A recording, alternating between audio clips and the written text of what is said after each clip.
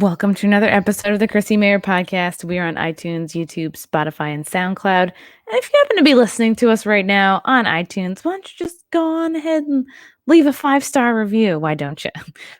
Here's a really great review from KZ, the Gypsy Muse. Lovable Chrissie. Never been a big fan of female comedians. I always love when it starts like this. Never been a big fan of female comedians. Only a handful on my, quote, enjoy watching list. Been a fan, been following Chrissie on Compound Media for like 5 years. I remember when she went from guest to regular on In Hot Water. Her hilarious impersonations hooked me, and the way she handled herself with Gino. Ah, thank you. Thanks, KZ. Yeah, Gino's a wild man. He's kind of a lovable alcoholic. I don't know. He's great. I'm a big fan. Speaking of love, this episode is brought to you by One Soul. Guys, if you have a trip coming up, I hope you do. I hope you're not letting all this crap like completely get you down and make you never want to go anywhere. So if you can travel, anyway, this is what's great about these One Soul shoes. The problem I always had when I would like go away is like, you're a chick, you bring like 3-4 pairs of shoes, you pack them in your luggage, they take up a lot of space, and you're like, it's like, what's the point? Sometimes you just bring one pair of shoes and you wish you had brought multiples, but you're like, oh, not all my outfits are black, or, if you're a chick, you know exactly what I'm talking about right now. So this is basically a shoe that comes, it's like one sole, literally one sole. And it has these interchangeable little tops of these shoes that snap on and off. And they're made of this really like wonderful, like neoprene material that like hugs your foot like a glove. This is just like a really fabulous product, and totally solves the problem of like, having to pack multiple shoes on a trip. You literally just need one sole because it is one sole. This product was featured on Shark Tank. I think ABC News. I think it was considered like best product made in America. Like pretty impressive. And this is the creator here. She's Dominique McLean Barteach. She was like a pharmacist, I think. No, chiropractor, whatever. Same shit. But this is great. Go to onesoulshoe.com. Use the promo code CMP. You're going to get 25% off of your whole order. Check it out, guys. I also really like, they sent me a bunch. I really like that it comes with this like fun, like Trump. I mean, like, who's going to wear this now? Probably me, to be honest. And it just snaps like on and off. Super easy, super chill. Here's like their corky one, and then it's got like the one for going out. It's super easy. And then this is like a black wedge with a sassy. I wish these were around like 20 years ago. All right, I'm blabbering on and on. This episode is also brought to you by Cushy Dreams. Cushy Dreams is basically my favorite place to go to buy CBD products. They specialize in super high quality CBD flower, either pre-rolled in these sweet little slick joints, or that smells good, or in this like bud. It comes in these tins here, and they've got tons of different strains that are indica sativa blends for like whatever you want to feel. Right, the different blends are like hustle, energy, dream, peace, awake. So there's like tons of different basically blends for whatever you want to do with your day. I love them because they totally take care of all my anxiety. Like my mind and my body feel so relaxed. I just like I have a couple puffs, and then like within 5 minutes I feel so much more relaxed, but without having to get like super high. Sometimes I'm like sensitive to weed, and like you want to relax, but you don't want to go like all the way out to lunch. So that's what I really love about Cushy Dreams. Go to cushydreams.com and use the promo code CMP. You're going to get 20% off your whole order, plus free shipping. Smoke your CBD, guys. Join the men and women who are sick of vapes, sick of, the bongs. Are you guys even smoking bongs anymore? Go to cushydreams.com. Use the promo code CMP. Get 20% off plus free shipping. All right. Also, I'm doing a bunch of dates That's right. Your girl is doing stand-up comedy on the road again. February 19th and 20th, I'm going to be at Hyenas in Dallas. February 26th, Comedians of the Compound is coming to Royersford, Pennsylvania. That's at the Soul Joel Comedy Club. February 28th, I'm going to be headlining the Stress Factory in New Brunswick, New Jersey. And then April 30th, I'm going to be at the Lake Park Black Box Theater in Palm Beach, Florida. May 1st, the Boca Black Box Theater in Boca Raton, Florida. I'm also going to be coming to the Skyline Comedy Club in Appleton, Wisconsin, May 7th and 8th. Oklahoma City, that's the Bricktown Comedy Club, May 9th. Got so many dates coming up. A lot of these dates, I'm going to actually be touring with Tim Young. He's a comedian. He's a political personality. You may have seen me palling around with him in DC. So very excited to fight for free speech and make people laugh and just get back on the road again and do my thing. All right. Speaking of doing your thing, this guy does his... There's no segue. You've seen him before. You know him. You love him. He is the producer of A Child's Voice, No Restrictions Entertainment. It's your boy, John Paul Rice. Bow, bow, bow, bow, bow. Hi there. How are you? I should just blow a rap horn when you come in. I don't know. I feel like for repeat guests, like if you've done the podcast 3 or more times, you should get a special like entry song. I'm going to work on that. Wow. I'm going to work on it. How you been, John? I've been through all sorts of emotions and feelings. Just for, it's weird. You take a weekend, you get out in nature and you clear your mind and what it can do for you. Just being in a space of quietness away from distraction as best you can and connecting with what is important. Now, that's not an overnight process, but it was like, okay, how many more illusions are we going to hold on to? Wow. Before we learn. And not because you have to become a cynical person or a pessimist, right? But you have to realize that no, everything that you believed in on a fundamental level did not happen the way you hoped or wanted it to.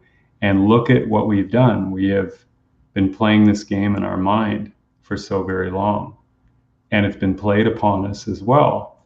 And it's not so much what you have to think about it in relation to, what are we going to do now and all that. It's actually I've been hinting at this maybe for the last year and a half, but I've done it myself. That's why I'm able to say it's honest and true.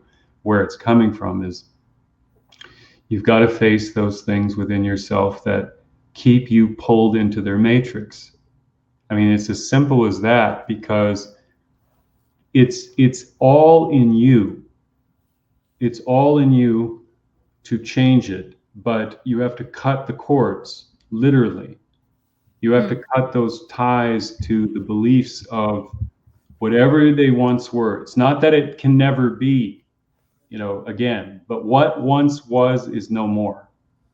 And to just look at it for the illusion that it is. And when you see it through these eyes and see who these people are and see what they are doing exactly what they've always done before. It's just that because we're all seeing it through new eyes, because of 4 years of Donald Trump being there, they don't have the power they once did. They don't have it on any level, because it's not just everybody's mad. It's just that nobody believes them anymore, except the most torturous of people.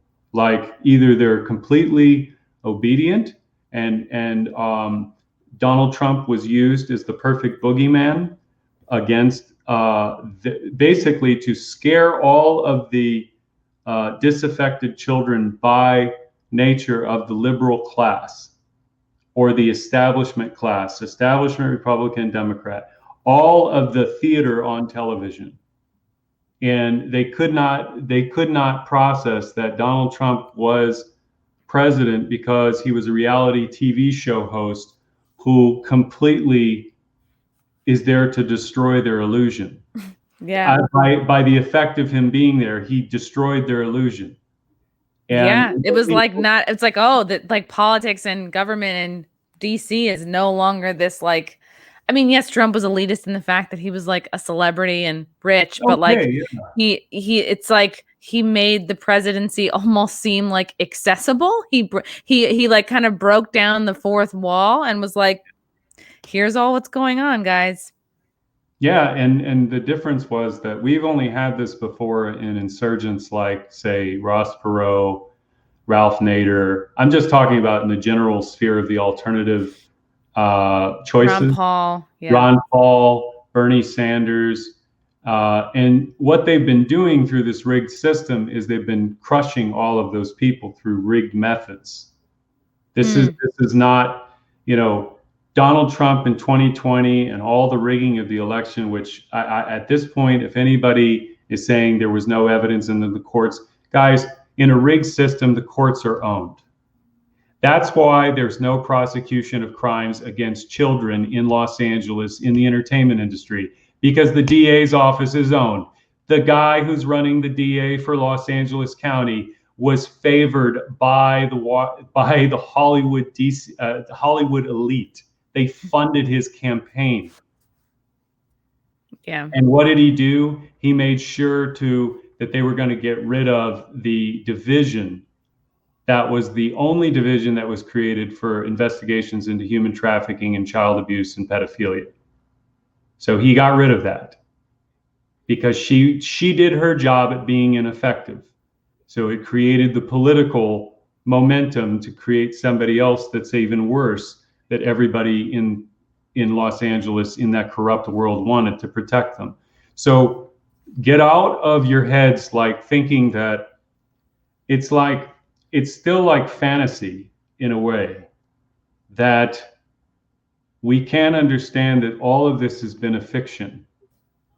I mean, if life goes from 9/11 to this, and somehow we're doing this to ourselves, well, we better wake up. We better wake up if this is what we're doing to ourselves, or allowing this to be done to ourselves. Right.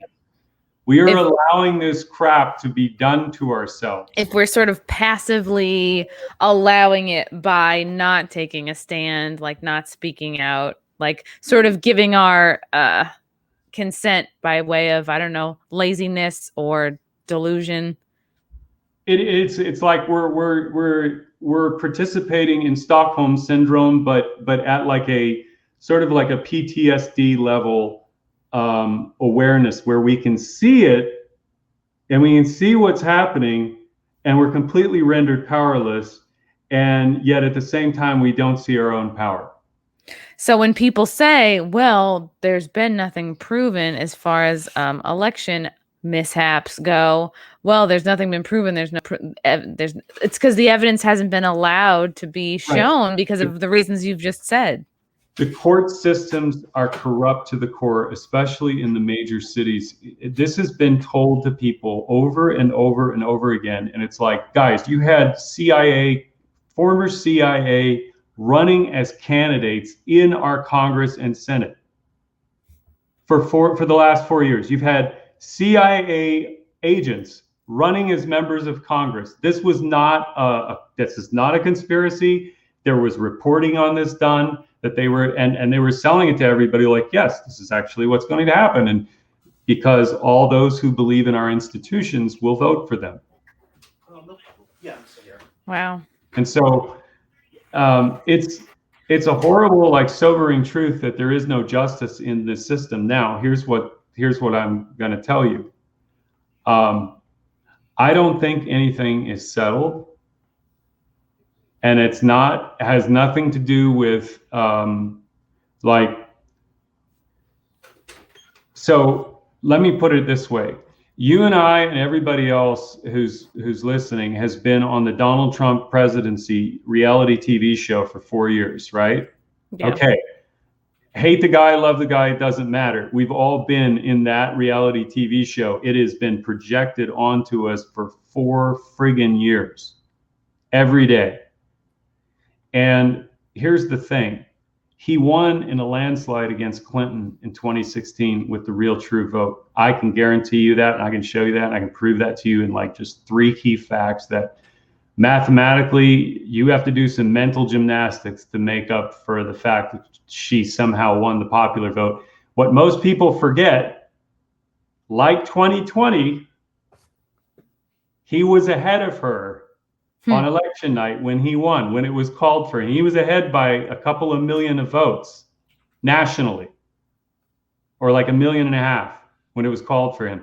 And suddenly she surged ahead in the weeks after, 3.5 million more. Yeah, same thing, like Dominion snafus happening. Yeah, in 2016 and in 2020.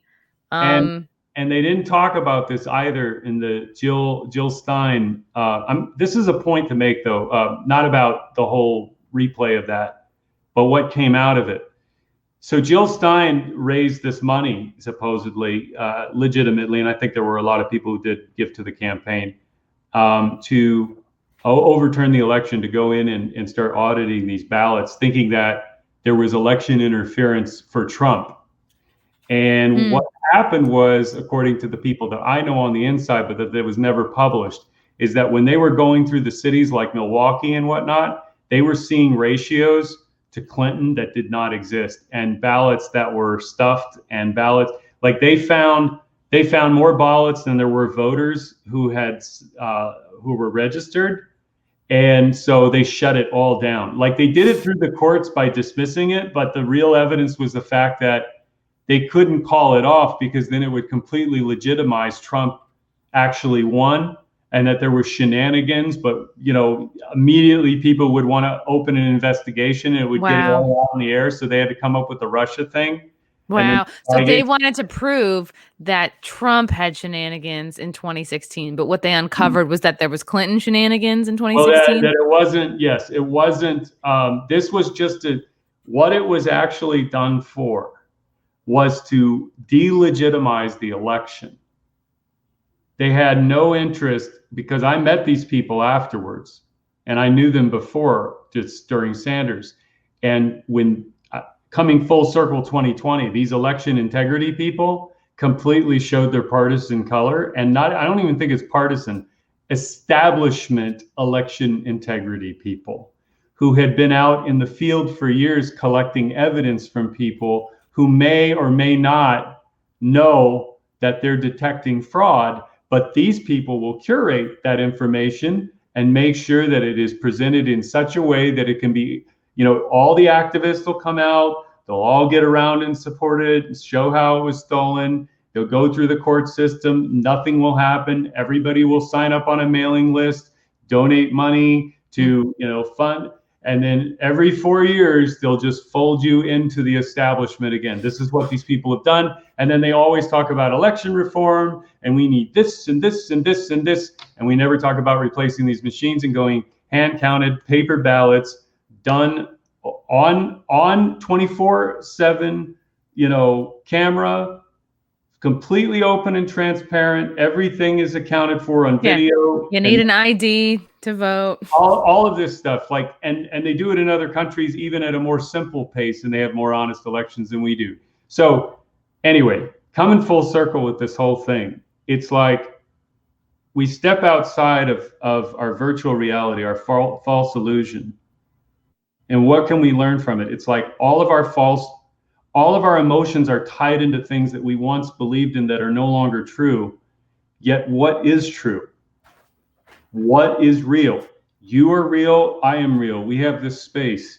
We have time to talk. We can create dialogue and talk about issues and talk about reality as we're perceiving it, and try to share and exchange knowledge and ideas.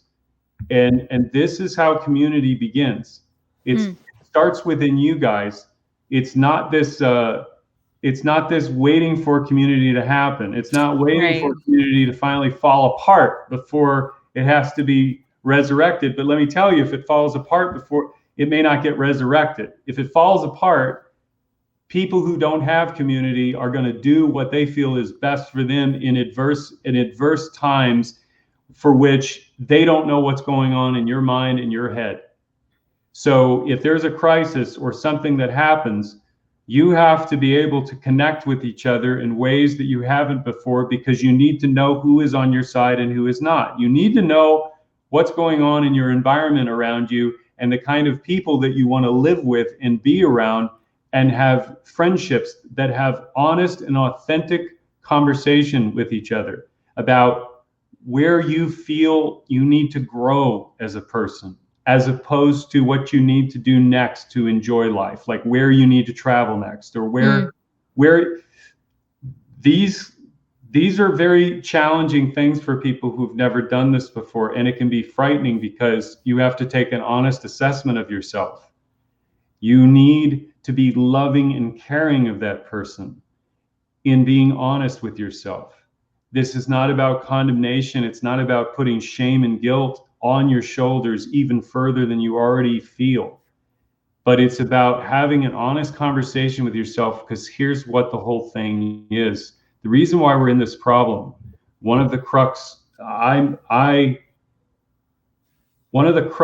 issues of this time is narcissism. And narcissism is an unhealthy expression of a person's unconscious yet willing determination to be right at all times, to attack somebody in the face of facts, to be righteous in their indignation and struggle and victimization. They are people who can never, ever, ever be satisfied. Yeah, it's like we've seen narcissism in our mainstream media. You know, look at everybody who sort of came up and got a name for themselves in the last 4 years, like the Cuomos, Don Lemon. Like, we've watched our news people become their own little, like, tabloid celebrities, you know, like trying to get their, even the ones at the White House press hearings or whatever, just trying to get their gotcha question on Trump, trying to get their, you know, Acosta moment, and trying to, you know, get in their soundbite, which is something we haven't had before. And then there's narcissism, right? Like, people can say Trump is a narcissist, but I feel like there's narcissism in the kind of, in the government, the blatant, like, well, like Biden's being sworn in, you know, like he didn't get the most votes, but this is what's happening. Like, we don't really care what the people want. And I think it's frustrating and upsetting. And it's interesting because you said before the establishment election integrity people, which immediately made me think of like Snopes, which are like, you know, or any of the establishment fact checkers that have been all up in Facebook, you know, Twitter. And it's like, these aren't fact checkers. These are people that are just owned, that are there to legitimize the narrative. Yes. I was going to take a shot at somebody, but I won't do that right now. There were a couple that I actually interacted with one-on-one during this 2016 prime. This is why I have a personal spin on that, because they ended up blocking me on Twitter when I called them out during this last election, and they said nothing. And there were a couple who were not afraid. There were a couple that I knew that I'd worked with early on who were not afraid, and they stood up, not for Trump, but they said for election integrity in the face of their members. Wow. And I jumped in there with them, and I said, she's absolutely right, because anyway, there were a couple of people there that I literally told the truth to over the phone, and one of them said to me, I don't give a shit about that, and hung up. Wow. And this is a person who is big in that world. So just, willful ignorance. RTs and that kind of stuff. I don't know if he's being used as an ass. I don't care about any of that. All I know is, for a person who stakes his claim in election integrity, this individual has a lot of explaining to do in the face of facts, and was completely silent on this election round. Like, they only cared about one thing, is to get rid of Trump. And it had nothing to do with him, guys, because, as I said in your previous ones, I mean, we talked about it in different ways. This was about the American patriot. This was about the resurrection of the constitutional republic. Anybody who looked into this, at least that's what the people were wanting from the MAGA people. Like, I mean, you know, when you look at all cross section of America there in DC and gays for Trump and standing next to a six pack and nobody doing. Look, here in Georgia, up in Clayton, there's a freaking Confederate flag, you know, sign on the road and on the building up in Northeast Georgia, which is predominantly white. And right next to that is a Mexican restaurant in the same building. And it's just a joke. Like, guys, it's a joke. So you think when people see, oh, look at these people who have Confederate flags on January 6th, that your feeling is, which is my feeling, that these people are not, you know, bringing those flags to trigger people. I don't think they're as serious symbols of anything. I think it's just like a "don't tread on me" or something. It's flag. Look, it's like we have all of this crap put into our heads by. Let me explain like how they program us, because I'm not going to go on a long explanation. But guys, when they put an article or something out to you, and you can call it gaslighting, but you are giving your energy to the gaslighting. You are allowing it to affect you negatively, emotionally. And what that does is that begins not only a chemical process in your body, but it creates a conditioned response anytime you hear news of these things. And that is because the emotion and the frustration, along with the thoughts that come with that, create feelings. Okay, now over time, all of that is now been integrated into your personality, your subconscious mind. You then begin to see racism. You begin to see, especially when they give you events and they highlight these particular events, and then they want to make it an issue about these particular events, and then everybody starts talking about those particular events, and the news media gives you more stories on those particular events, and then all of a sudden we have marketing that has to come in and give us all of the different things on these events and what diversity programs we're going to run. Oh, right. So we all know how to feel about what happened. We have to talk. Everybody has to talk about what we should all be feeling right now, because if we're not, that could be dangerous. Right. God forbid we all feel how the fuck we want to feel without somebody telling us how to feel. Actually, it shouldn't be a conversation, because conversations are dangerous. This is a teachable moment. Yeah. So it becomes a teachable moment where we get to have Valerie Jarrett come out, or most people are not even going to know that name, but if you know that name, just look up Roseanne Barr and look at how they treated Roseanne Barr, and look at what they did to Roseanne Barr because of what she said about Valerie Jarrett. And fair enough, take it at 100% face value. What they didn't want you to look into was Valerie Jarrett's ties to Iran.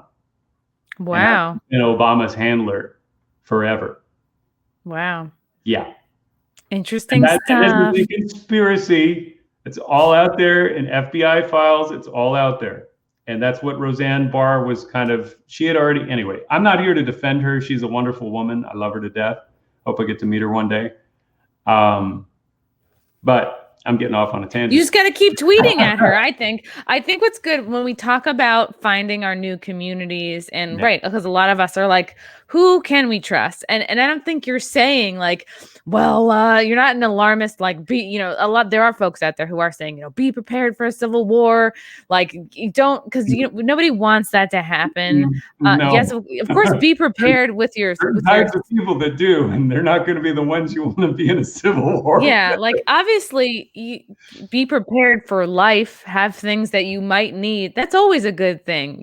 Have a plan for when the energy goes out. Have a plan for when, I don't know, it's a snowstorm, you can't make it to the store. It's always good to be prepared for like whatever. I just I don't think we should be like news media, right? Like exactly what you were saying. The MSM, they want to create, it's almost like fear is their fuel, and they're just trying to create as much as they can. They're literally doing black magic by speaking poison into the world. And this is, I mean, I consider a lot of different things, but like when people tell me spiritual warfare, and I've been contemplating that for the last 4 years, what that really means. And then I got into meditation, spirituality, not through a mental construct, but in a dwelling of silence and awareness. And I'm telling you this because 4 years later, from where I started to now, and really only in the last year and a half, I've accelerated my awareness. Not to say I'm some superhuman, but I'm talking about the endless amount of upgrades that one can do through self-reflection and unconditional love and mastery of your dark side, which is, you know, getting rid of all of your contradictions, getting rid of the things that don't serve you, the things that are not helpful for you to do. And it's not a race. It's not a destination. You're already there. You're already enough. It's a realization of coming home to what you were born to be, coming into this world before all the problems and the trouble started. And to face that person and love that person, because she's like you, she's a beautiful little girl, and me is a beautiful little boy. And what do we want? We want to be loved. We want to be safe. We want to be free. And we want to feel warm, loving feelings, not these terrors that have been going on in our minds for so very long. And I just say that to everybody. Look at 9/11 to now. The level of fear that is in people just for a virus, take it at 100% face value that everything that they have prescribed, and not even everything, I'm not looking for straw man argument. I'm saying that we have increased the tension and the fear and the terrors of the mind to such a level that in order to prescribe a remedy to a pandemic, we have taken a 99% survival rate pandemic flu. Fancy flu, really. And I'm taking it at everything that people have experienced, because here's the thing that I've learned. People are experiencing everything different than you at all times, and not because of their political ideology, not because their lives are so complex and dense and unique from yours. And what we've been under is the program of a Marxist, which is collectivism, identity through sex, race, color, skin, beliefs, creed. And what has this done? What has this whole time done? It has told you and has shown you that when they can divide you this way, they can make you attack each other this way as well. While what happens? They get over $2 trillion richer during COVID-19. And they are laughing at you because you bought it. And they're ready to give you more of it. And I ask people every day, it's like, look, you cannot sit here and say that this is a sane health policy being given to the world when we are at now record level suicides, drug overdoses, homelessness, starvation, anxiety, depression, addiction, binge drinking, obesity. We have major health crises underway for which have killed more people than all of COVID-19 combined. And it's accelerating. We are emotionally pulled away from each other for over a year. We have been separated. We've had masks put on our face, whether we complied because we didn't want to hurt anybody else. We wanted to do the right thing. We didn't know. But this is collective insanity, what we are doing now. This is collective insanity where child abuse, abuse of human beings, anger, rage, terror, terrorism has actually, here's the thing, guys. This is how this program works. You can be for or against BLM. It doesn't matter.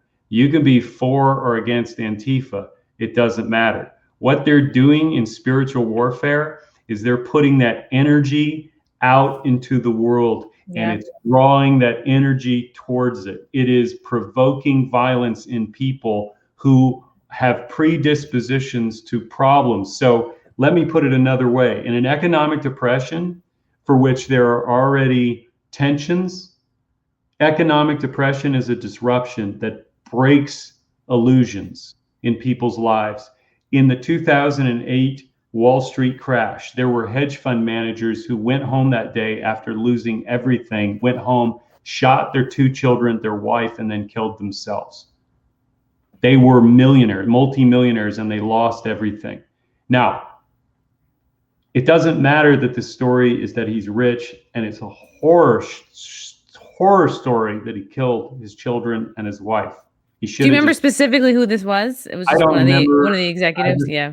No, I don't remember who it was. I just remember these articles I read in the Guardian and elsewhere. It's been a long time, but what it said to me is that this is a person who had everything, right? By all our, artificial standards of measurement of money and house and business and all of that. But really what was there was the precondition long before that day that caused him to do that. Right. And we're in a time where it's very weird that we've been conditioned in such a way. This is part of the ADHD epidemic because they've done it intentionally with music videos and beats to actually program our minds so that we don't think logically. Yeah. Look at this. I'm pulling up this tweet from Cardi B just because it's exactly what you mentioned before. Like almost like why this to me just seems a little bit out of character, but like look at Cardi B, this tweet from just a few days ago. Sometimes it's okay to wake up and choose violence at least once a month. And then yes. And everyone's everyone's in the comments like, it's fun. It's like, why are you promoting this, Cardi B? Like what? This is Satan's army. This is what it's fucking gross, man. I don't make these claims lightly. Yeah. I don't mean to scare people, but this is the shit that they've put in your kids' heads. Yeah. And just to be wary of it. Like, yeah, we're not trying to scare you either. Just to this be is aware. The part that gets scary because what most people don't know, and I've talked about it in some of them, I'm not a scientist, I'm not a doctor, but you can look this information up and then you contemplate it. The 10 laws that govern the subconscious mind. Everybody needs to know those so that you can be aware of how easy it is to influence you. Because what most people think they think is only 5% of their thoughts. Oh, man. And actually, 95% of the thoughts are all the stuff that you actually are dreaming and bathing in while you're asleep at night. And all the shit that you put in your head, all the stuff you read, all the things that you watch, all the porn you watch, I'm not condemning anybody. I'm just telling you, it is incubating in that center of your brain. So it's not just about the 5 people you surround yourself with. It's like your 5 main, sources of media or what your body and mind are absorbing. Well, and you're going to put that energy, you're going to manifest that energy into your life at some point. And it will feel as real as how you think you live right now. Because what they do in this realm that we live in with this spiritual warfare, this energy, frequency, and vibration that Nikola Tesla told us all about, if you wanted to understand the secret to the universe, think in terms of energy, frequency, and vibration. If you have a free day and just want to learn the secrets of the universe, just hit up Tesla.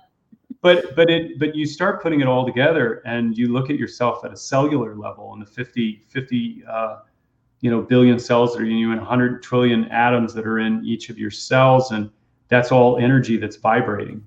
It's alive and it's alive in you and around you and in everything.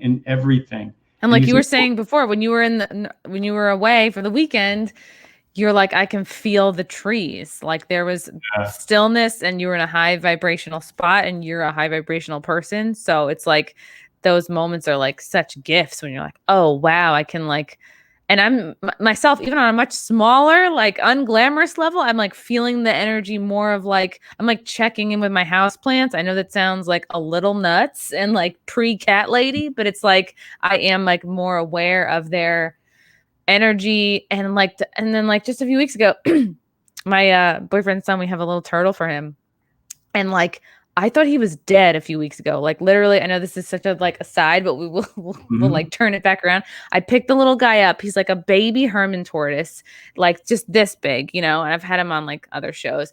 I literally like picked him up the one day. He didn't eat for like 2 days in a row. And we're like, all right, well, it's winter time. Maybe he's like pre-hibernating or whatever. And his head was just limp, and I moved him around. His head would like fall back and forth. He looked so dead. And and then like my boyfriend came home. I was like crying over this thing. I was like, oh my God, like this is a turtle that's supposed to live 50, 60 years. And I was like, we killed it. We're bad turtle parents. I'm like, was he dehydrated? Like, was it the bedding? Was it the food? Was it like, and so we were like convinced that he was dead. We don't even know if it's a he or a she. We're like, it's just a turtle. So, and then so like my boyfriend went back to work, and I was like, you know what? I want to feel like I've done everything I could. So I called an Uber, like a $35 Uber, called around, tried to find a vet that takes turtles, and finally found one. They were about to close in like an hour. They're like, if you can get here. And I'm like, ah.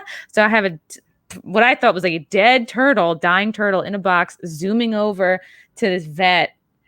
I don't want to like say like it's about money, but it was like $170 just to get seen, just to have this little, and it's just so funny. But I was like, I care, I care so much for this thing, and like praying, like me and my boyfriend both like praying over this little thing, like please, please. And we're also like, thank you for being such a good turtle to us, and this is like actually kind of a funny story, because the vet was like, I can put him down. It's not looking good.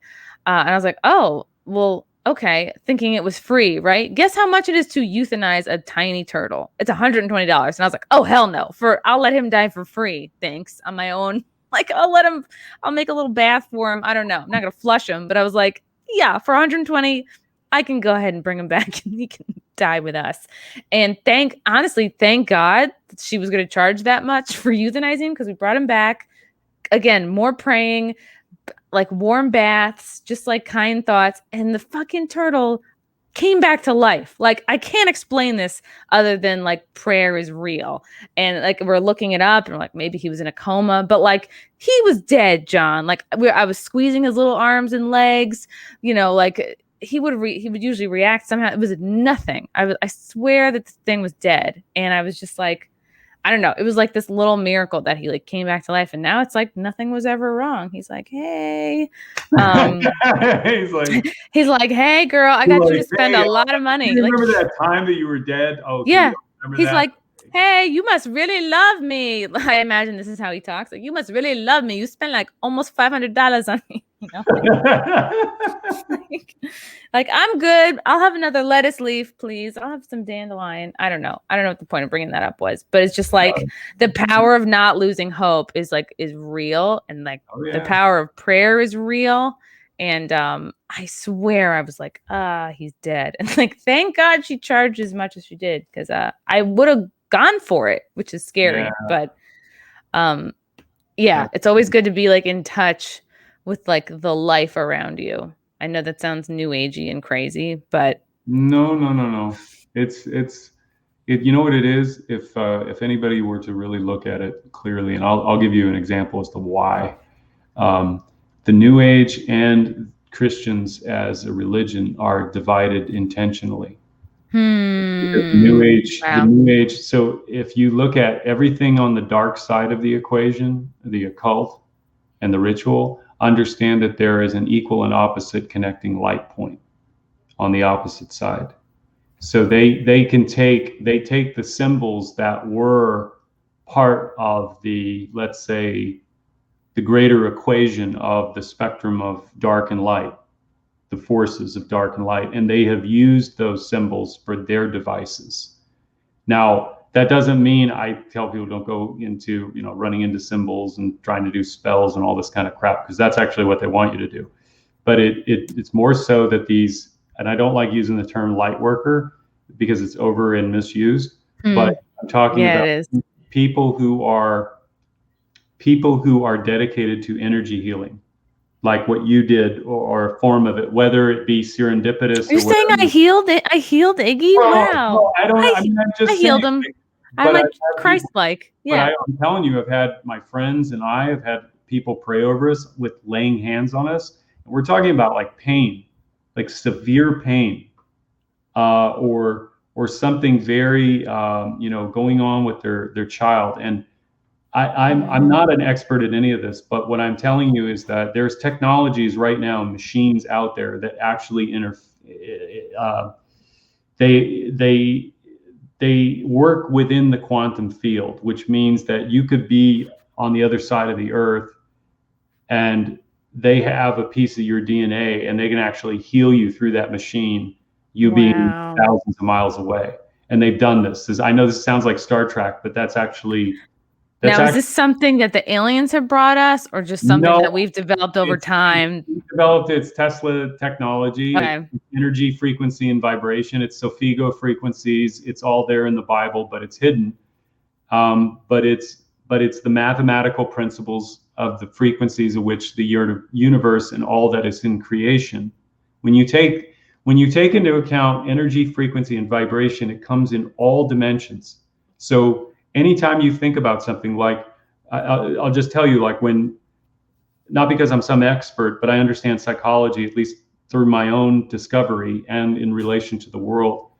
I was able to watch, I knew the trajectory of Black Lives Matter long before it really took off, because I said, once you get this kinetic energy going of violence, like once they burned that police station down, station number 3 in Minnesota. Yeah, that meant something. And then he didn't stop from there. I was like, that's it. This is going to roll forward and it's just going to unfold. And by the time it's all done, you've basically recreated another version of the Black Panthers.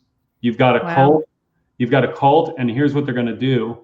They're going to use that cult. They're going to use the Marxists. They're going to use young Black women to throw them into their spiritual battle with God by getting young Black women into witchcraft. And they've been already bringing these women in this direction for years. But you can go on NBC News. You should look at NBC News' article promoting this crap as like a soulful move for young Black women. And Hollywood is about to just serve them up with a podcast that's going to talk about magic, and it's going to talk about witchcraft and tarot card reading, and it's going to have guests on there who are totally into the transhumanist agenda.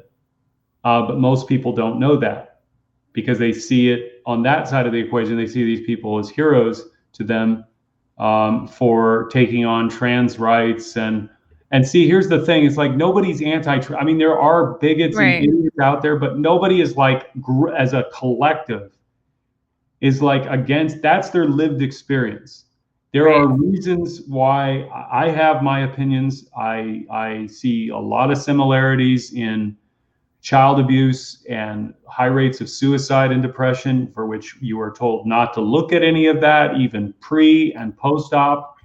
You have drugs that are giving to children at Planned Parenthood without parental consent to do puberty blockers. That's a fact. That's in Corey Diggs' research. She's published it. It's all out there, but nobody knows about this. This is a transhumanist agenda. When you look at, there you go. That's exactly it. We're reclaiming these. This is we're pulling up the article that John mentioned about trying to get Black women into witchcraft. We're reclaiming these traditions. Black women embrace the spiritual realm. There's a the revived fascination with witchcraft in the occult. For Black women, mysticism's appeal is about empowerment and taking up space in a world that often marginalizes them. Interesting. And so here we have, tarot cards. I mean, I'm into tarot cards. I'm into astrology shit. I'm into charts. I'm into crystals. So I can see how this is attractive. Right. So all of this is fun. It's innocent. They'll throw in, look at their the everybody loved The Craft. Everyone loved that movie. Craft. Oh, everybody. Now, so we've got the Gen Xers, and now we've got the millennials.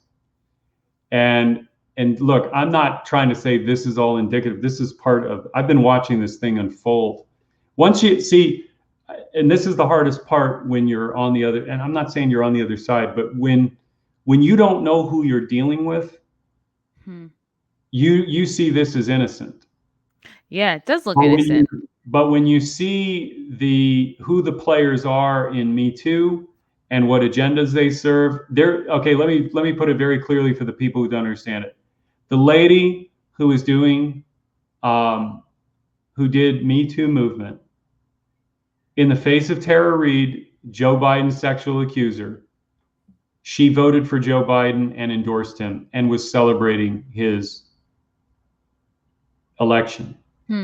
So these people are frauds at their core. They hold some of the highest contradictions. They get paid to stay. Like, they may come up true believers, but look, I try to put it like this. If you're playing in the world of Washington, D.C. politics, for which anything the establishment hands you or tells you is something you need to get behind, understand that they have already moved the people into position that they have ready to go, who are going to contain you with the messaging of that movement. They're not going to let it organically follow. They're not going to let it organically. This is the plan. This is the plan. What we know the mainstream media does is, like, they have a plan. They create the news. It's not the other way around. It's not that things happen and the news reports. It's like they want things to happen and they create news to support the story according to what they need in order to make it fit the agenda. Exactly. For what they need to keep everybody distracted. Exactly. From. Yeah. It says here in this article, I really want to point out, because this is exactly what you're talking about, and I want to go ahead. It says these creators are part of a shift among Black people embracing the mystical and, quote, the dark. And here's where, as I see what you're saying, John, about possibly, the way that Black Lives Matter started out really well-meaning and then was really twisted and taken over by something more dark. And like, no pun intended, something more dark, but like dark forces, like evil people and hijacking the movement and using it for like destructive purposes. So it's like, if we see this, looks like, is this going to happen with Black women in general? Black women in particular have launched Black Girl Magic, which I've been hearing for at least a year, 2 years, this idea of Black Girl Magic, meetups, witchcraft conventions, hoodoo festivals, and goth clothing lines. And the clothing lines are like, oh, fun, this is about community.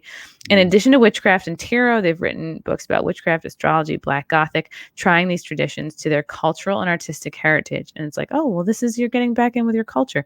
But the desire to heal is a major reason these practices appeal to Black women, according to Yvonne P. Sherrill, a professor and chair of the religion department at Swarthmore and author of the 2003 book, Black Magic, Religion in the African-American Conjuring Tradition. Black women seem to have more of what I would call an orientation to the therapeutic, and this has been consistent.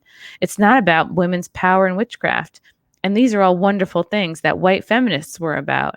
Oh, so they're going to use this like an intersectional feminist thing. People kept you from your white people kept you from witchcraft, which is bullshit. And like, oh, so you white feminists are doing witchcraft, so you should be able to do it. And then they almost like, that's how they trick them into like getting into this, and they tie it to African roots. This is a perfect sales piece of propaganda to emotionally condition you into where they want you to go. Because remember, this is not going to be for you and I. Oh, it's about healing. It's about healing, John. And that's how they know. But see, that's the lure, the healing from traumas of this time. They're very, very, very smart because they know psychologically how to motivate you into position without you even noticing that you're in the position that they want you. That's why I tell people, the only time you should read the news at this point is just to see where they want to take everybody. But do not allow yourself the emotional, like, don't give them what they call louche, but don't give them your emotion response to it or deal with it and just let it go, because this is their world as they're projecting it, and it is coming. The people who respond to this are going to go to it. The only thing that you can do, and this is why I try to lay down these foundations, is when you know who you're up against and what they're doing, you must begin to have more layers of discernment for what you surround yourself with. Not that you have to reject everything and hate everything, but you have to embrace things that are real and tangible, not illusions and things of what, Holly Berry says about this, or, I can't even remember her name, but Alicia Keys, or what any one of these people has to say about anything is in a non-reality. That is, it exists in a non-reality of illusion, for which all of the people who watch them and listen to them are hypnotized and programmed by them. These are the cults. These are the idols of worship. I'm not trying to come on here and be like, they once were something that meant something to you because you believed in them, for which you were told was true.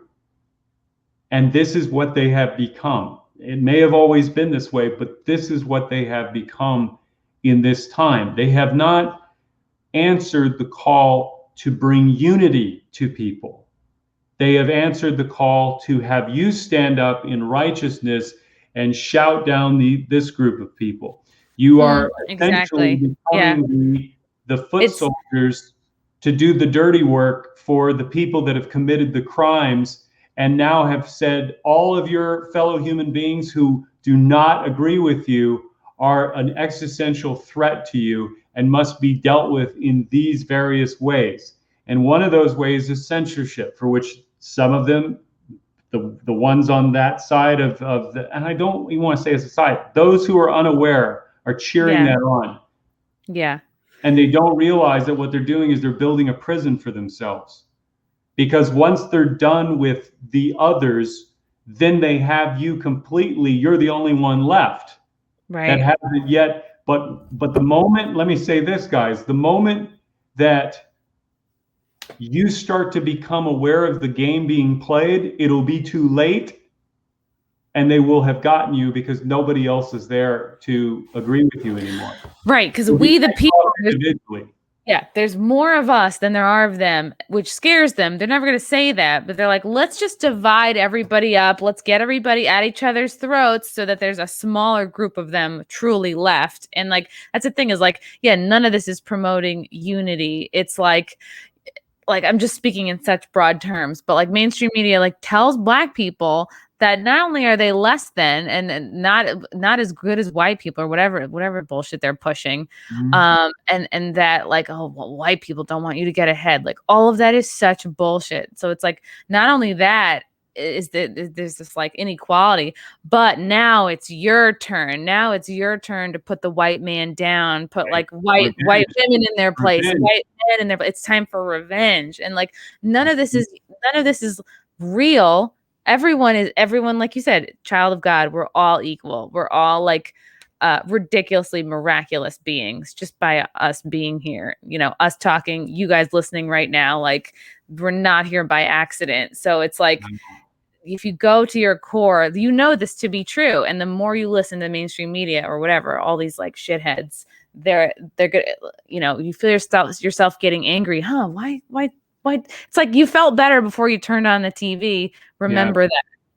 You're addicted to this feeling. And this is I'm not here to, you know, try to convince people on spirituality or some kind of like 5D thinking, which there are people who will do it. And it's not conducive to try to share with you every concept that I have contemplated and the stuff that I'm just totally ignorant about. But what I can tell you is when you look at human trafficking of children and you look at the fact that there is slavery today, which has been verified now in China with the Uyghurs. I mean, there's now multiple stories being reported about that. There's profiles on the women being talked about having been raped and that they wanted to destroy their bloodline. Okay, all of this is going on in 2021. 2020 and has been going on for many years before, decades before, in other countries that we've interfered with. And the truth of the matter is that if you have a world where human trafficking of children and human beings at 40 million a year, 40 million total people a year, according to UNICEF, which is the United Nations, and 2.5 to 5.5 million children every year. And you've got leadership in positions of power of institutions. The most recent one, the head of the Lincoln Project. Oh my God. Yes. Explain what's going on with the Lincoln Project. Well, I mean, the man who co-founded it, I don't know the origins. I didn't get into a profile on it. All I know is they were completely anti-Trump and they were all a bunch of establishment DC people that were trying to right virtue and stop Trump's presidency. So they were just basically a front group face for activists and money and political representation being put out there, that there are groups out there standing up to Trump's lies and all that. Well, the guy, he's a co-founder, I believe. I don't know his name off the top of my head. I read the story and I go, yeah, I don't need to read any more about this. He basically was sexting to underage boys or young men for jobs, political favors, and other things. And it's probably worse than what they reported. And the point being is that it's like, here we have another case where another person in supposedly a very important position, for which that individual is supposed to be representing a virtue in the face of Donald Trump, is doing this shit on the side to kids. And it's like, that doesn't even mean that I have to like Donald Trump, but I'm like sitting here going, that's the guy who issued executive orders the day he got into office on human trafficking and seizure of properties and shutdowns of doing business as all over the world. There were like 1,500 of them on the Treasury Department alone in the first couple of months. And it's like, okay, when did Joe Biden got in there, and immediately what happened? Those executive orders were completely scrapped and taken off the website of White House. I don't care what side or political persuasion you're on. When you're dealing with people who have done this to children, Jeffrey Epstein, there were photos of Jeffrey Epstein that just were released the other day of him on a Disneyland trip, on a private trip with a group of people who were given priority access to go through all of Disneyland, didn't have to wait in any lines, and had lunch or dinner with him. And he's there, in light of all these revelations, you see him holding a small child in his lap. And just from that alone, people are freaked out. They have not yet begun to conceive of single-digit age children, for which some of these monsters. Exactly. People are like, oh, you're 17. People love to get like stay in that place of like, oh, 16, 17, like those girls are into guys. Porn. That's where porn, you have to be 18 supposedly, right? Yeah. And I'm not putting down porn stars in the porn industry. I'm just saying, you have tens of millions of people that watch pornography. And so when they hear a story about young women, yes, it's bad for them. I feel sympathy for the victims, but secretly what guys will do, and women too, would be like, well, hell, if I was old and I had a hot young, that's how they're thinking. Like, that's how they're thinking. They're giving you that story about, so your anger and you're like, you're pissed off and you're mad that something hasn't been done about Bill Clinton and Bill Richardson and all these other people that are still out there and they're not arrested for the crimes that they committed, that are in front of everybody. And this is what John is talking about right here. These are just this recent kind of tweets that came out. Never before seen photos show Jeffrey Epstein cuddling a sleeping young girl. Is this what you were talking about? This is like, I assume the Daily Mail. Yeah, his private jet. Mm-hmm. And you're like, who? Like, how is this just coming out now? But well, supposedly the story is that they found, if you read the story, they found these photos and said, "Oh my God," and they were shocked. I have no idea. I don't, in these days, I don't believe they're saying such as like, to have this allowed to be published, there is a particular reason why. I'm just saying, I'm not trying to be some conspiracy theorist guy. They don't let this information through unless there's something relevant to it. And my personal thing is, I've always said this for the last 2 years, once we get to the little children, it's over. Oof. Like, nobody will defend that except pedophiles and very disturbed people, because that's the cognitive dissonance that we still have. Ugh. We haven't yet. It's an ugly thing, but I'm just going to tell you. Here's why I'm telling all the things that I'm saying. This world is their world. This is not your world. It never was. It never was your world. You were George Carlin told you very clearly, it's a club and you ain't in it ever. You're never going to be in it. You're never going to be a part of it. You're never going to benefit from the things that they have access to, not because you want to have mansions and and planes and private islands. Some of you do find great cars, all of that, hot women, hot guys, whatever. But this is not what that is. This is a narcissistic world, a psychopathic world, a sociopathic world, a world of control, domination, and exactly what you saw on Hunter Biden's laptop. That's the reality that they live in. And why does that matter? Because they are nothing without your belief in them. They are absolutely, positively nothing without your consent. If you let them live rent-free in your mind, you are giving them space to come in and live in your life. You are inviting them in to live into your life. And it is not going to be out of rejection and hatred and anger that is going to solve that equation for you. This is where we have to turn the mirror a little bit towards ourselves and start to face ourselves with love and compassion for ourselves, because that's the only thing that will be given to you when you feel it within you, and also you will give it to other people. And why is that important? Because all it is this: your thoughts, your emotions, your feelings, and your words are speaking into existence your reality at all times.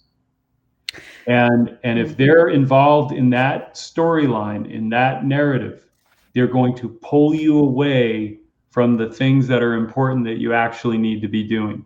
In other words, instead of giving you vitamin C, vitamin D, exercise, diet, and zinc, sleep and zinc as a preventative to boost your immune system, as a government program for 330 million Americans, they gave you social distancing, masks, isolation, never leave your house. Yeah. Quarantines, lockdowns, businesses shutting down, you feeling bad about being alive and wanting to be free. Eat junk food, drink yourself asleep, Yeah. Right. It's all the thing. Look, here's what it is. We have been programmed out of our self-reliance.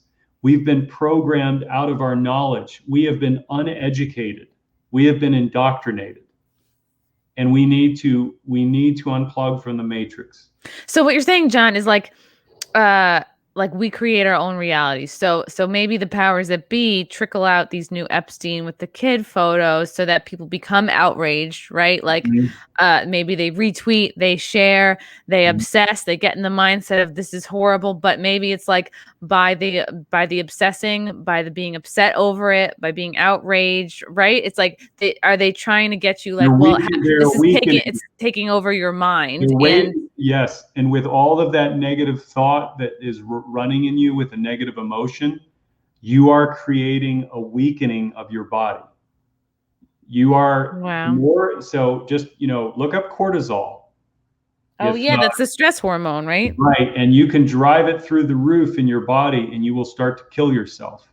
Damn. You will slowly kill yourself with high levels of cortisol in your body. So if you feed this machine any of your attention outside of, look, some people have to do cold turkey, others have to do diet. I just say, look, do it in steps and stages, but commit to it. Do not do the fake diet that's going to last for 4 weeks and you're going to go right. And if you do, just be aware of it. Just be aware of it, where you're not punishing yourself a second time for having gone back and wanting to look and stare at the horror show that's going on. This is not to say you detach from reality. In fact, you just get in touch with reality. You get in touch with yourself. It's quiet time for you now, right? Look at this. How does it work? This is so interesting. This whole looking up cortisol, your hypothalamus and pituitary gland, both located in your brain, can sense if your blood contains the right level of cortisol. It's interesting, all these connections here. Your adrenal glands pick up these signs, the cortisol receptors, which affects the digestive, reproductive, your immune system, your growth process. Stress contributes to all the problems that most people suffer from: anxiety, depression, heart disease, weight gain, everything. So it's if they can stress you out, with media and news, it's like, great. That's part of their plan. You're going to need And more absolutely, pills. You're going to need more pharmaceuticals. You're going to need more alcohol, bad food. You're going to need more soothing things, right? yes. Yes, everything that they're going to offer you from the system is going to be in response to the system. That's how it's designed to work now. Right. Because you So, have the solution, you have to create the problem that necessitates the solution. right, and then they fuel the industry that way. They move it. They see COVID-19 allowed them to shut businesses down and move flows of money to other business partners, right? Yeah. It basically controlled the flow of capital going Right. into other corporates. So they will, and if they can't, if they can't do it through the bureaucracy, they'll do it through a crisis, manufactured or real. But they will always take advantage of a crisis. There is always an opportunity to be gained in a crisis with them. So once you know that rule, know that in a crisis, you need to know what to do for yourself and not rely on your media, your politicians, your celebrities, even your friends. I'm not saying you can't rely on your friends, but until you all understand together or start to get in alignment with each other about either, I think discussion still should be on the table. I don't think this is about a time where you need to come and see my position my way. I think that if somebody, like, instead of staking your claim and your position in the face of this bullshit, already know that if that's the case, you don't have anything to defend because you have the truth on your side, or the truth is ignorant as you know it to be, right? We can all play that game. People were guessing for 4 years when and what and how and what did this mean, and did you see that, and holy shit, and this is what's going to happen. Whoa. And it's like, okay, I just got off that ride. I don't need another one. I need to go where there's land and food and resources. I need to go to a place in my own being where I don't have to travel a destination. The destination I should be excited to come home, look forward to doing something that I'm excited about, something that gives me fun and play. It challenges my mind. It expands the way I think and perceive the world. I start to acquire knowledge, as I should. All of this time that you invest in them, that they give to you freely, by the way. You just have to turn it on and they'll give it Right. to you freely. They'll give it to you. So there's a reason why they're giving it to you. Because they God, and it's like, right, everything, they want to separate us. And then who does a tweet that goes viral about paying $13,000 for wine? Our girl Chrissy Teigen. It's like yeah, this plan. yes. But see, if everybody were to turn away from them, Mm-hmm. then the only reason why there are certain people, I'm just saying, not turn away in the sense that, no, you shouldn't keep your eye on them. Yes, you should. Energetically turn away. Energetically, you need to be moving towards a place that is good for you and can be had anywhere, as opposed to a future state where you're waiting for that moment to come. You're waiting for that savior to arrive. You're waiting for the moment when all will be vindicated. And let me tell you, it will never come because you will never see it coming because you haven't created it. Wow. You will watch it pass later when you had it all within your ability to do it. And yet you looked at all of your limitations and said, it's too big, it's too much, I can't. And it's like, you haven't even taken a step to try to find a way. Or, no, see, the thing is like, in this impulsive world this is why we're all refugees. So we're all having, like, when I say we're all, I don't mean us, like just our group or whatever that means. I'm talking about collectively. All of us are existing in different realities simultaneously, and reality has been fractured in a million different pieces. And people are going this way, and other people are saying, no, we need to go this way. And it's like, no, okay, you need to figure out where you need to go. You don't need to figure out where the crowd is going. You need to know who is building the better lifeboat, who's got more of their shit together, who understands like who understands, like I can tell you, for example, in 2017, there's a fire in the hills in right from my home near Westwood. Okay, 2017, there's a fire, and they're on live TV, KCAL, and they're down half a mile away looking at the fire, right? And then the camera swings over to the reporter. He's like, "Hi, Tom, I'm blah, blah, blah, right, standing out of this house over here. And let's go to these," they pan over. And this is a house that costs several millions of dollars. It's a house of many houses around, several millions of dollars for that property in the hills. Wealthy, intelligent, well-to-do people in the middle of a crisis who are taking out paintings and stuffing them in the back of cars as part of their emergency plan. This is what I'm talking about. And I'm not saying that you need to be catastrophic in your planning or that now it's going to be a dystopia. The future is not certain. It has never been decided. It is always thought to have been decided, and it has always been over and underestimated by those who have ruled. So what I'm getting at is you need to root in yourself a sense of purpose and meaning that is not in their world. It has got to come from within you. It's a creative place inside of you, in your heart. And the more you get in touch with that person, that child that you were born as, that you were never allowed to be, or you tried to do the right thing and you always, did what everybody else wanted, and whatever the reasons are that you are not happy with where you are at and the way you are experiencing the world needs you more than ever before to begin to experience it in a good way, to raise the vibrational energy up inside of you, because what will happen is it will begin to transfer to other people and they will start to follow, and it will be the 100th monkey.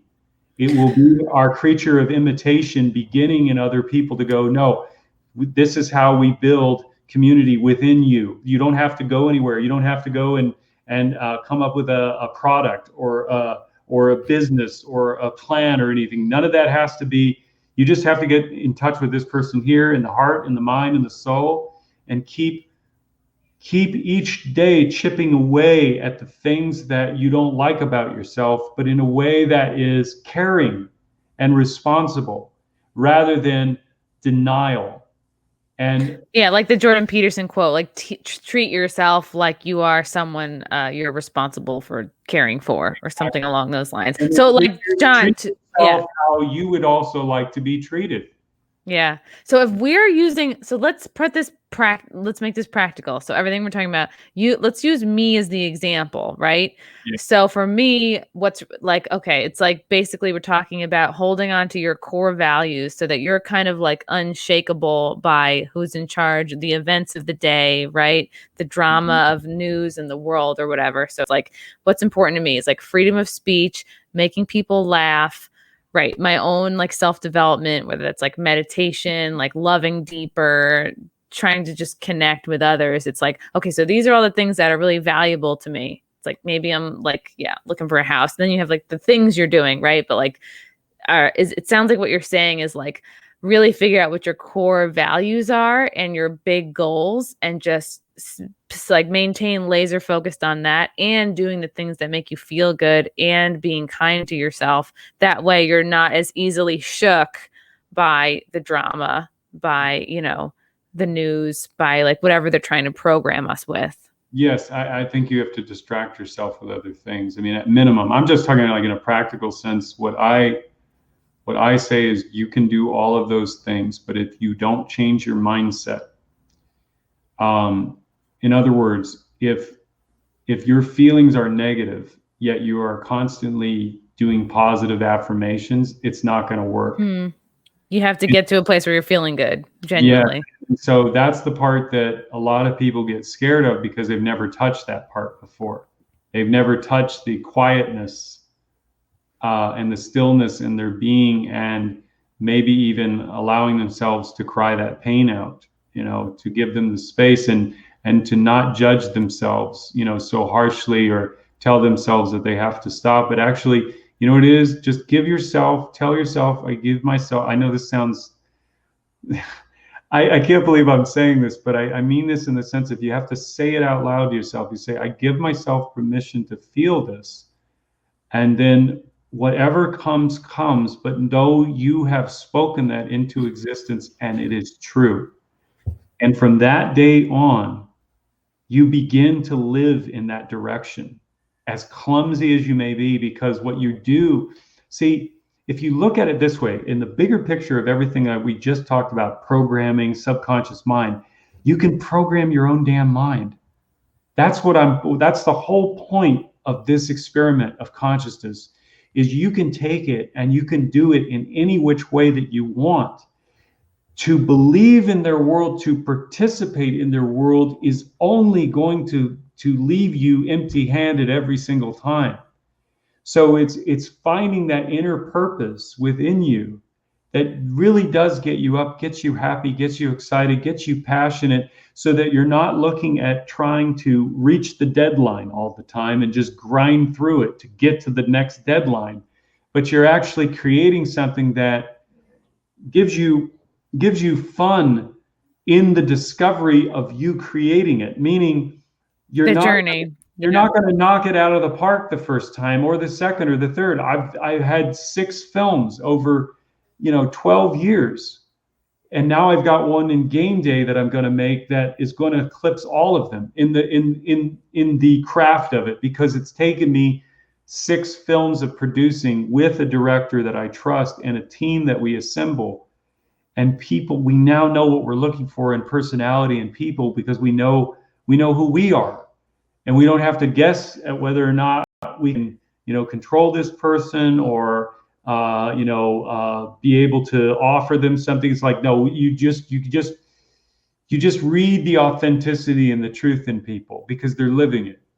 They don't have a chip on their shoulder. They're not seeking to gain out of you outside of what's fair and true. And like this is who I am, this is who you are. Okay, this is what we're doing. Do you want to come play? Do you want to come in my space and work in my space with me? To make a movie, to tell this story. I don't have to go around trying to convince people of what is needed to be done. I need to work with people who are already in agreement with where I'm seeing eye to eye with things, and then also plant the seeds so that I question and give myself space, so that I'm not just thinking that all of my thoughts going on here are the sum total of my reality, but that my thoughts can change. My thoughts can get deeper. My expressions of who I am can be deeper. I can become a more living human.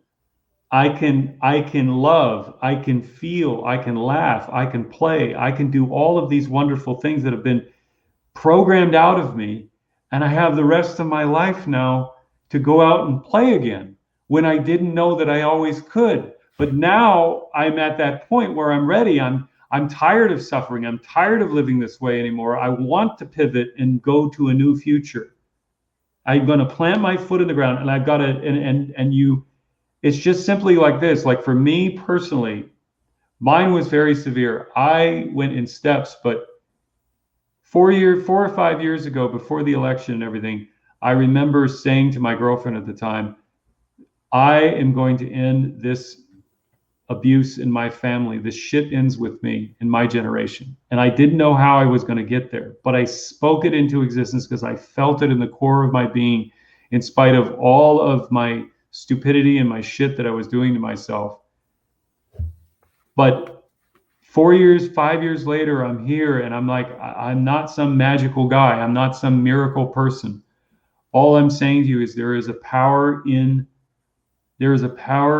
that is within you, that if you relax into it, rather than to try to, force it somewhere or make this thing work. But when you use witchcraft to bring it out, right?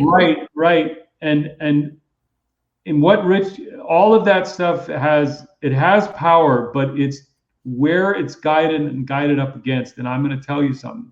This is a spiritual realm. It's not just spiritual because of spirituality that we are part of. It's everything. It's in everything. And what I will say is that if you are going to traverse in this world, and I'm not talking about as a threat, I'm talking about it as an invitation. to get deeper into who you are, what is already within your heart. I can promise you this, there is nothing on the outside that has to come in.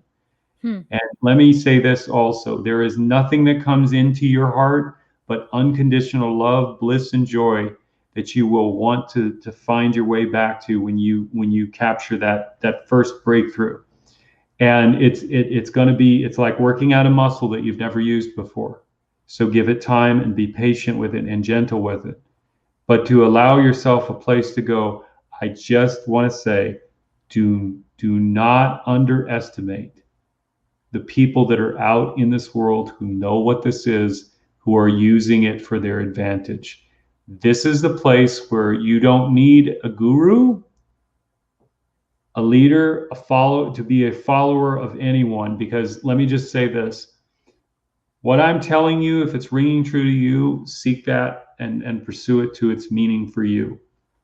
What I have going on in my head and how I came to those conclusions is because of my own lived experience and my own understanding of all that I have contemplated, for which we haven't had a discussion about.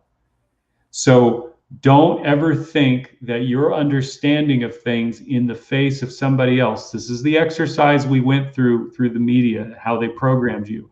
Barack Obama, Donald Trump, Bernie Sanders, AOC, Nancy Pelosi, all get up there and say things, and your belief in how you understand them is what gives that legitimacy. So it's like if you buy AOC in general, you're gonna be less critical of maybe some crazy shit she says. Yeah, it's all energetic. It's all energy that speaks to certain people at certain levels and vibrational levels. Right. Narcissists love AOC. Narcissists love AOC because she's a textbook narcissist. Yeah. I mean, look at what she just did with, I'm just using this as a reference. I'm not trying to levy. She's low hanging fruit in terms of attacking her is just like. Right. Okay. She just was outed for like these crazy claims that she claimed that she felt like she was assaulted, she was sexually assaulted. So she mixed that truth with a lie. To make it seem like, well, if you deny her claims of thinking she was gonna almost die, doubled down and said, and then didn't correct herself, but she gave an excuse as to why she could say that, even though she wasn't at the Capitol. She was in an office. If you look at it, we were there, right? But she was so far away from that action. I mean, yes, you could have been alerted by the sirens and the commotion and stuff, but to tell people that you were under assault and that you were, you're gonna die. It's like, you're gonna die, and it's like you're just cheap. Like, aren't you supposed to be from New York? Aren't you supposed to be a little bit tougher than this? AOC, bartender, wink, wink, everyman person, wink, wink. But it's like she plays the victim card because that's in vogue. That's the way to get attention and legitimacy without actually being legitimate. There's never going to be enough. That's why, I just want to put like cold water on the whole thing. There will never be enough for these people. They will never stop finding an enemy to attack. There is never, these people all throughout history, psychologically or otherwise scripted, true believers or true deceivers, doesn't matter. They always do this crap, and it is because they think and they feel, therefore it is. And that is a narcissist. That's a textbook narcissist. I think and I feel, therefore it is true. And they are committed to their belief in that. What I learned in that time I got away was that narcissism is the conduit and the connecting point and the nexus of this entire time. It is, we have to deal with each. Look, there's a clear reason why this happens, and I want to just explain this so that people understand where it all comes from. We don't catch narcissism out in society. We don't catch psychopathy out in society. We don't catch serial killer mentality out in society. All of these things are rooted in our upbringing, in our environment. You can get very specific where it comes down to a mother and a father, or if you're lucky to have one or the other. All right. Now, this is not talking about every single person, and this is not an attack on anybody. But what I want to tell you is this is the reality for every single child born in this world when they come out of that womb from the first 7 years. The first year and a half of that child's life outside of the womb, it sees its mother and its father as an extension of itself. It does recognize the mother and the father through the voice. It can identify it. But again, we're not talking about cognitive thinking where wheels are turning. This is consciousness in pure form with theta and delta brainwave states. There's not beta and alpha like we have in the day, the thinking brain. Of course, because the baby was created by the parents' energy, and like Right. that soul level, that energy level is It's so soul basic. level, It's so basic. Yeah. Right. And Ronald Bernard does a 33-minute video on this, the International Tribunal of Justice. You should listen to his presentation about what we're What's born his name? as. Ronald Bernard. Okay. International Tribunal of Justice. It's 33 minutes. He talks about his story is astonishing. It's very fascinating. I highly recommend people who have heard about this stuff to hear it told firsthand from a guy who was on the inside at the very highest levels of power in the world and served them for years. And he talks about his own personal journey, and it's all out there. But the core, I lost my train of thought. Can you help me? Yes, Ronald Bernard, Tribunal of Justice. It's 33 minutes. It's worth watching. Before that, I'm trying to think. We were on narcissism. Yes. Okay. Yeah. So, oh yes, I was talking about the child. Okay. Yeah. So, and we were talking about parents. So the child does not see the separation of its own body and itself to its mother and father. That's like why when you close its eyes or it closes its eyes, it thinks you've disappeared. Aw, yeah, that baby game. They're like, right. They're like, holy shit, where did you go? Like, the baby like freaks out because they're like, wait, you were gone, now you're there, and it doesn't happen. Yeah, this is before we have taxes, before we have jobs, we've got career pressures, boyfriends, girlfriends, all of this, right, and all of the things in between the world that we have to deal with. But why I'm saying this is that the child's brain is totally open for that first year and a half. All of us, 7.9 billion of us, and all that are being born right now and to come. They will absorb every single thing you do, say, feel, and act upon. And the child will not see that pain and suffering and damage that's being put upon that child, cannot come to terms that it's gods that are in front of it, the two parents that are a part of it, that are on demand, there to care for it. It cannot conceive in its mind, in its state of being, that these two things that are a part of it are actually attacking it, hurting it.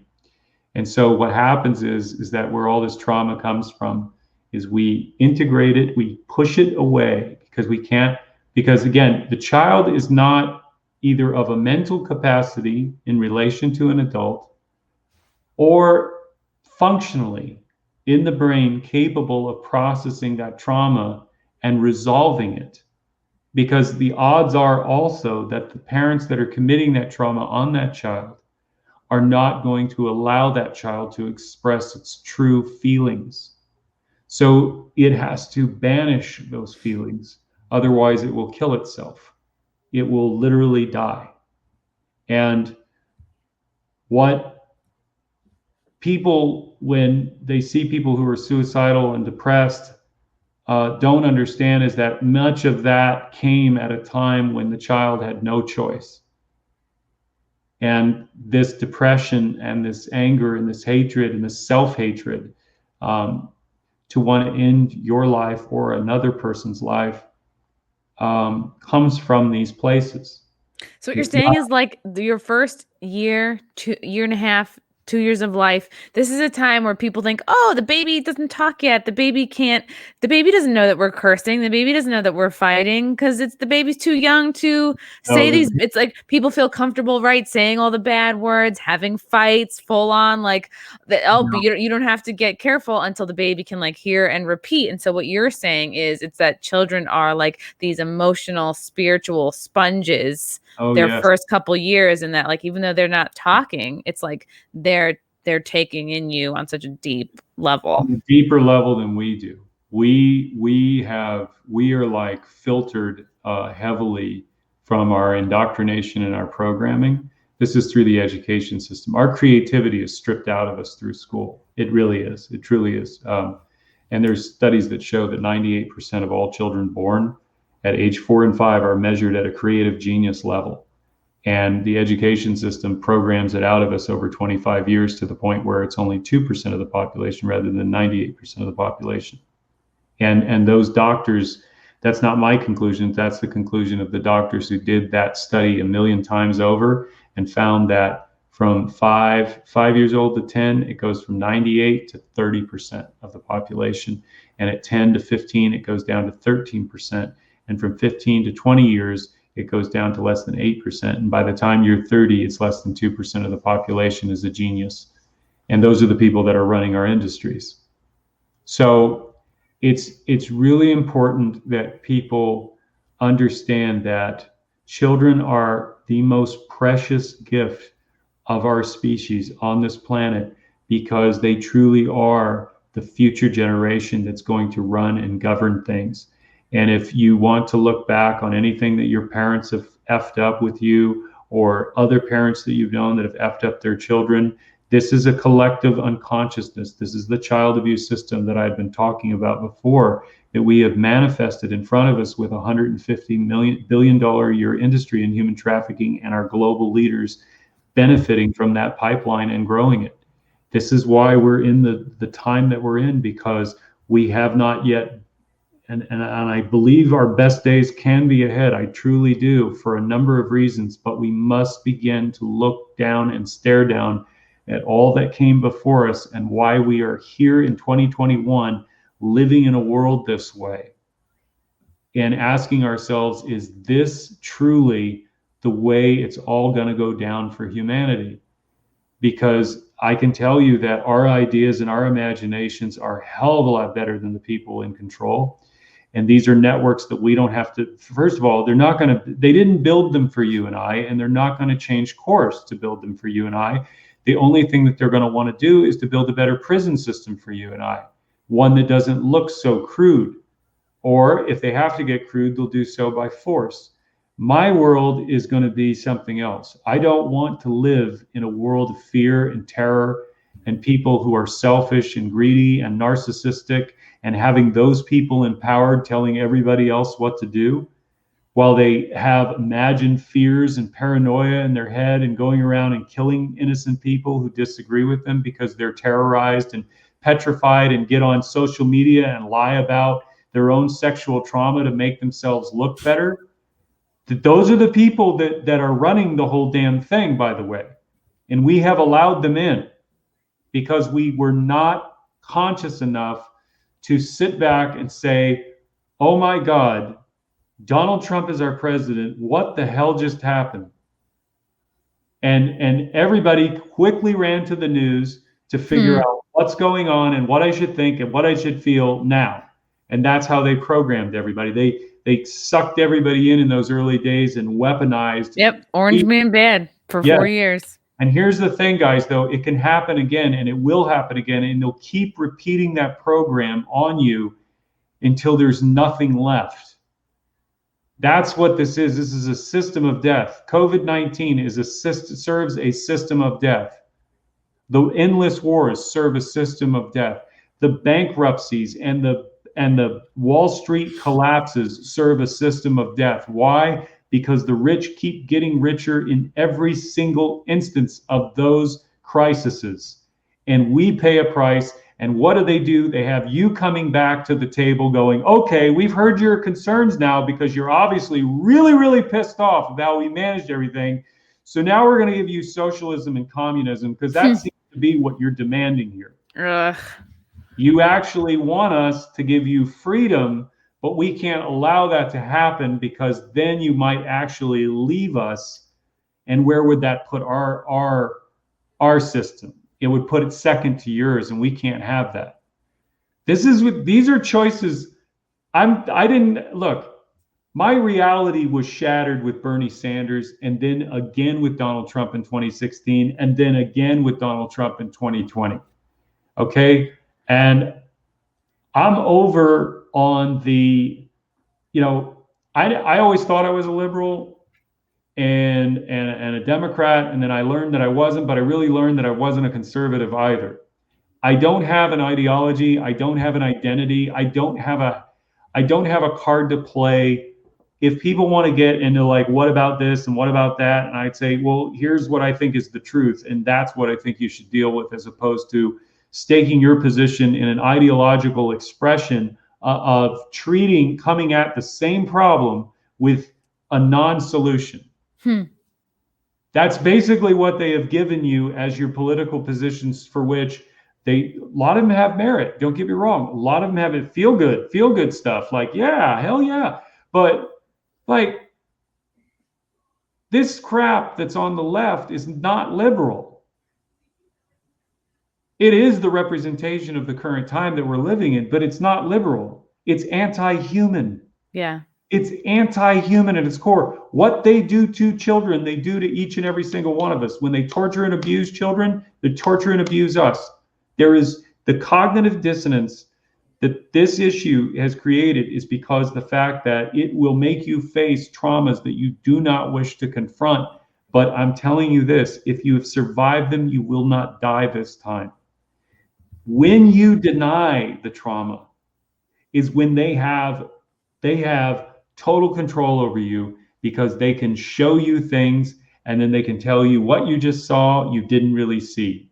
Right. And you believe it because you don't want to look at the horror of it. And I don't blame anybody. This isn't about you having to throw yourself into the shit and like go, get sick about it. I did that for 2 years. And you know what? I came back to myself. That's why I'm telling you, go to yourself. Spend this time to clean this body and this mind up and let it become a perpetual fun journey that you play a mind game in your head. Play something in your head that like gets you thinking about, like, anything that you give time to think about, even if you're going to indulge in reading up on the news and going on Telegram and looking at the feeds and keeping up with everything, that's fine. No, I'm not saying, oh, that's wrong, you shouldn't be doing it. But ask yourself in the back of your mind how is this helping me? How is this making me feel? Yeah. How is this making me feel? And where is this really serving me? Is it serving me so that I can be informed? But then if I'm informed, am I really happy? Is my life improving by being informed this way? Wow. Is it now a compulsion that I need to share and tell everybody else what I'm finding? Look at this, look at over here. It's like, that's where you just have to watch yourself. You just watch yourself, and over time you'll slowly unwind things and get to the good stuff that you've been looking to find forever. And it's really, I can't tell you this because for so many years I always felt, with being smart and intelligent, not aware like this, but smart and intelligent, capable of doing a lot of things. And some things I'm not good at. I'm not talking about being a super genius, just certain things. But I hated myself. I never felt I was enough. And I felt like in different ways, I could measure myself against other people. I could go, well, I really love my movie and people seem to like it, but other people really supported these people over here. And I didn't understand because I thought I was equally as talented or liked by people, stuff like that. And looking back at it, like I'm saying, your life is a movie. You look back at it, at the lessons of it. of what it's taught you, the current time you're in, the lessons of now for your life. I mean, it doesn't mean it's like, oh, I've got, surgery and I've got all this shit. And I said, I should just look at it differently. No, I'm not saying that you have to do anything. And it's not to lessen the burden of what you have, is to embrace it and go, how do I solve this problem? What is the solution to the problem? And rather than, and here's where it's very hard for people, rather than to try to solve the problem by thinking through it, you need to actually relax your mind and create space so that you have new thoughts that can come in, versus just retreading over the old information and the old ways in which you thought about things. And it starts with you seeking out the knowledge for yourself. Joe Dispenza, Bruce Lipton, Greg Braden, quantum. They're talking about the quantum field. I think it's deeper than science, but science is perceiving it this way. It has to do with our minds and our bodies and our energy centers. And it's not woo-woo. It's not a bunch of fancy words. It's actual reality that I will tell you, in the face of all the horrors that you have seen, and a Vatican church that has paid out hundreds of millions of dollars in settlements for molestation of boys and worse, that they are never going to tell you the truth about who and what you are. You're going to have to go out and discover it for yourself and find that you are an infinite being of creation, a child of God. Your children are children of God. They need to be treated preciously, lovingly, equal to how you would like to be treated. Even though they're children and you can take full advantage of them, you have free will to not do that. And that you will not create that condition in them, which is a false illusion of reality, for which they will fall susceptible to in response to the lack of love that they did not get. The world will be attractive to them for a place that they can go and find meaning in. And they may spend many, many decades in that world trying to find meaning and come away empty-handed. And then what have you done as a parent? You've set your child up for a bitter and resentful life, and they have you to blame for it because you knew better. Or did you? Yeah. Well, that's the question. It's like, no. And my mother, I just want to wrap this up, this one part, because I'm not here to read this card like awe. I'm going to read this card to you, and then I'm going to tell you something about this. I found this the other day. This was written to me by my mother. It's not a long card. It's just very simple. And I don't know what gift it went to, but it was on February 15th, 1997. It said, "Dearest John, you are a success and loved for being who you are and all you are becoming. Never stop learning. Love, Mom." Okay. That woman. Aww. I had to do it. No, I know. But that woman who wrote that to me was mentally ill. And she was sexually abused as a child. And she married a man who was sexually abused as a child. They were both from wealthy families. They were both from successful families. They were both from highly educated families, and they had talents. And what I'm telling you is that this abuse issue is very complicated for a lot of people, because if you had read this and you had seen pictures and videos, you would never know that those two people were the reason I was in the hospital at 8 years old wanting to kill myself. So this is where we have a chance in our time. If you believe in change in consciousness, or you want to change the world, you have to change yourself first. You have to change the way you think about the world in relation to all that you've seen come before you, and try to learn from the mistakes of the past to avoid doing them again in the future, thinking you're doing something different. And the way you do that is you create space in yourself that's already there, but getting in touch with it. Treating yourself as a precious, magnificent being of light and love from a higher power that is both within and all around you in this world, for which there are people in high places of evil that are trying to sow destruction into that creation. And you see it in human trafficking. You see it in pedophilia. You see it in people who are consciously, raping and torturing women for pleasure when they're in positions of power.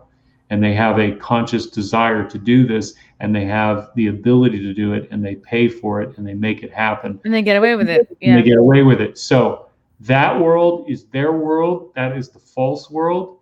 That is the world of illusion. That is a world of insanity. Because, like I said, they abuse children, they're going to abuse you. That's the bottom line. Everything else is true.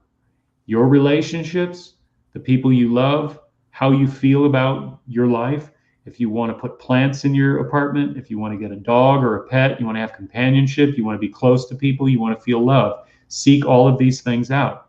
Seek them out, but find them in yourself. That's the key. You're not going to seek it through somebody else. You're not going to use somebody else to get what you want. You're going to have to create it for yourself, as retarded as you are. And I am, believe me. I am retarded. I'm really intelligent, and then I have all of these things about me that I can't do that other people can do.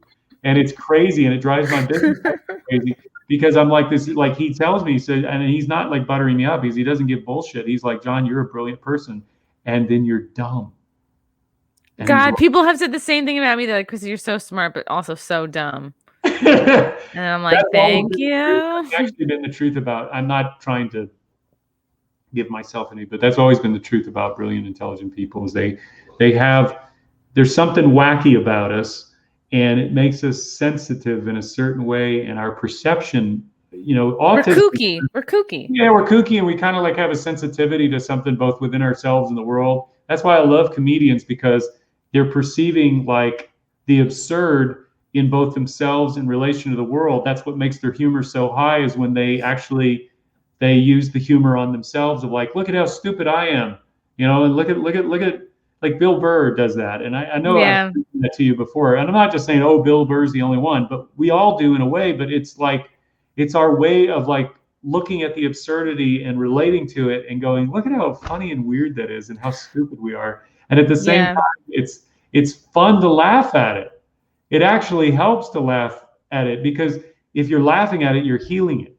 Exactly. If you're hating it, if you're giving it energy, you're giving it a negative energy, or you're trying to attack it or resist it or attach to it, whatever it is, you're giving it negative energy.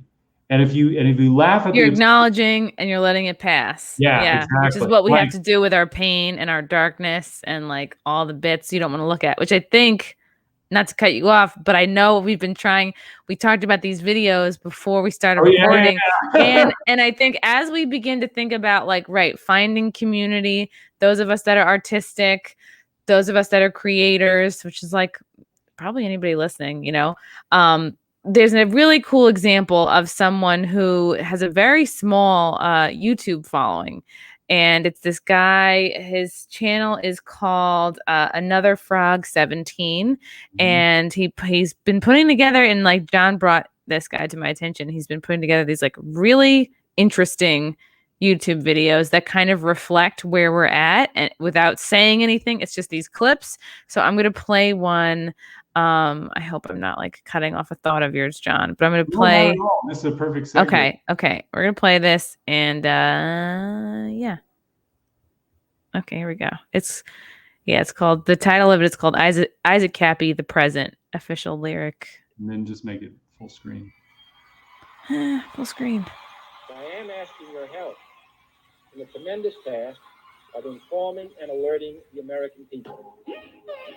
For we are opposed around the world by a monolithic and ruthless conspiracy that relies primarily on covert means, on infiltration instead of invasion. There's only one in the world. The whole power you need. What's the point? What's the end goal? He said the end goal is to be a great ship. Control the whole society. Party in the garden, the town was falling, love in the summertime. Ooh, yeah. And I'm unified, feeling oh so unified. In the lockdown, in the lockdown.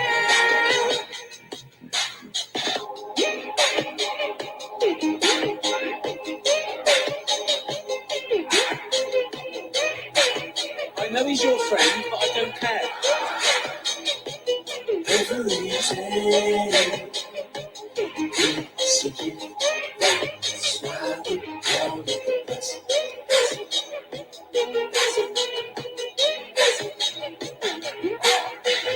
You were born on the garden of Eden. Flowers growing, little birds chirping. I was in the garden just having a laugh till I met a monster across my path. Hey, girl, do you want some much love? I could get you lit up one of two ways. What's it gonna be? What's it gonna be? Said I feel like the whole world was begging me to rain fire above upon my enemies. Till the love washed over me, till I let the love wash over me. Said I forgot the whole world begging me to rain fire above upon my enemies. Till the love washed over me, till I let the love wash over me every day.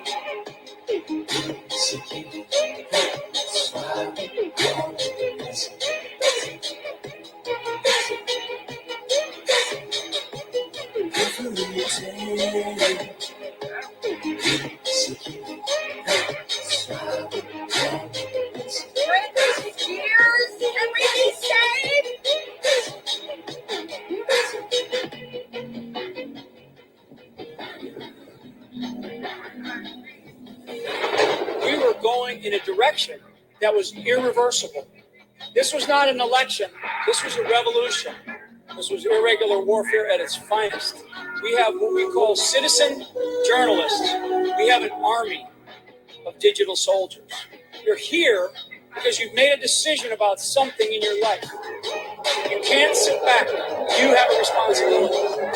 We must. You have to fight for this country.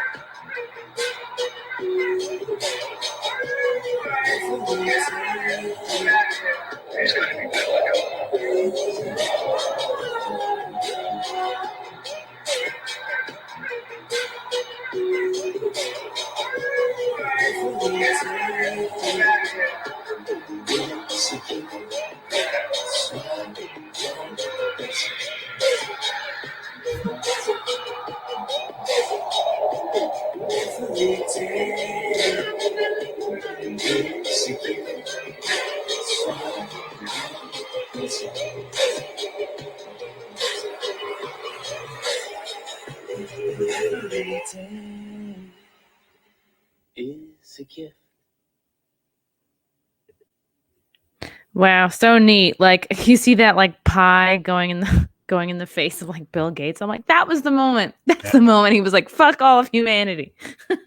And sorry for those of you just listening on the audio. When you get a chance, follow this guy on YouTube. It's called Another Frog 17, and he's got these really great, I guess, like music videos, like these brilliant visuals. Yeah, they're great red pill videos that are very short, condensed, and they communicate ideas about things just using visuals and facts. And he's got such a, like, this is what we were talking about earlier. This is like art because it's an honest expression of telling you things without there being a lot of words or preachiness. It actually just kind of shows you and lets you judge it for yourself. Yep. Not telling you you're wrong, you're stupid, you're listening to the wrong people. It's just like, oh, it is like a work of art. It's like a painting. It's like you see into it your truth. Yeah, that COVID, the other one we watched, but we won't hear is COVIDocracy. Do we show it? Yeah. I mean, God, it's just so darn good. Yeah, if you want to do it. It's fun. It's just so good. All right. Let me get it. Here's the other one. It's called COVIDocracy. Yeah. Must have seemed like the good times would never end. But then, China happened. My God. This is such a British sense of humor. China. That's why. China. Comes from China. What do you think he's doing? Okay, this is no joke. This is what people are doing. Hey there. I got a couple handshakers right in front of me. Oh God, another one. You people are like monkeys falling out of a tree. No, you're the monkey. Put your mask on. Get away from Put it on. Stop it. Whoa. This is hilarious, but like this is our life. So this guy Michigan came up with this idea. 6 feet apart. Oh yeah. Extreme measures of self-isolation.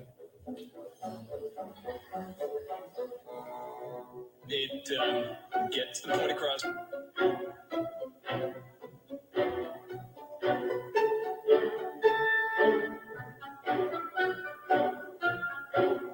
So you can wear it comfortably all day.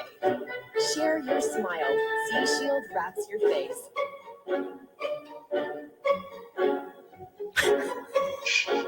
This is so funny. Mask. On prend une bouchée et on remet le masque. On prend une bouchée et on remet le masque. Here we go into the insanity. Yeah.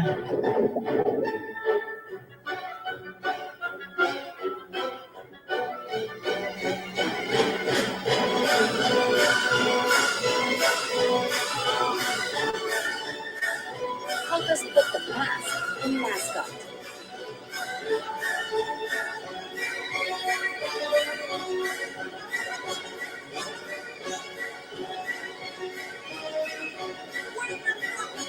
You must wear your mask.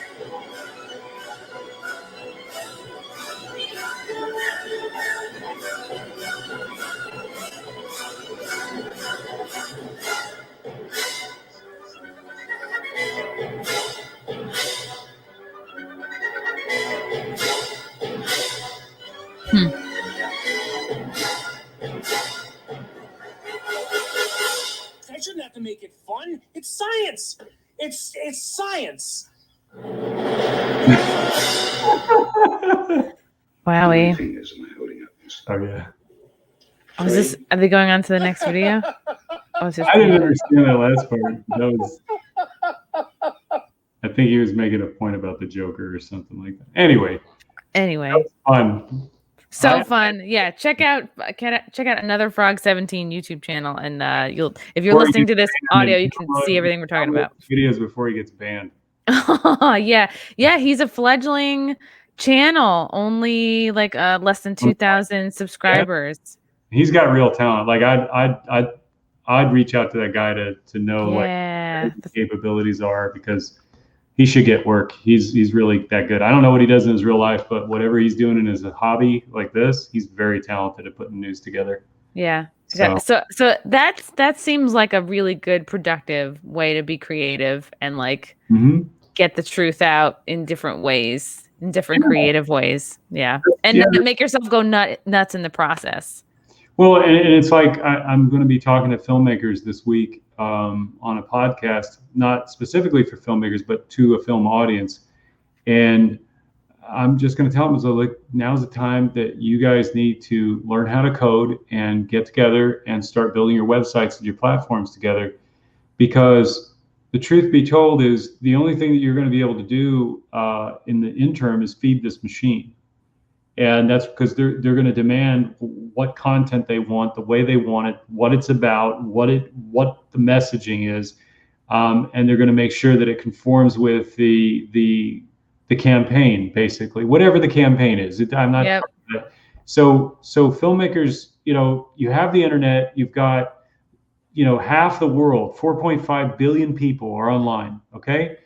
There's opportunity out there. And what this whole time is, if you seize the opportunity, is decentralization. It's to get out and become your own unique individual again. And you've been contained and cramped into this matrix, and it's gotten tighter and tighter and tighter, and there's less and less freedom, and there's less and less movement, and yet you're in 2021.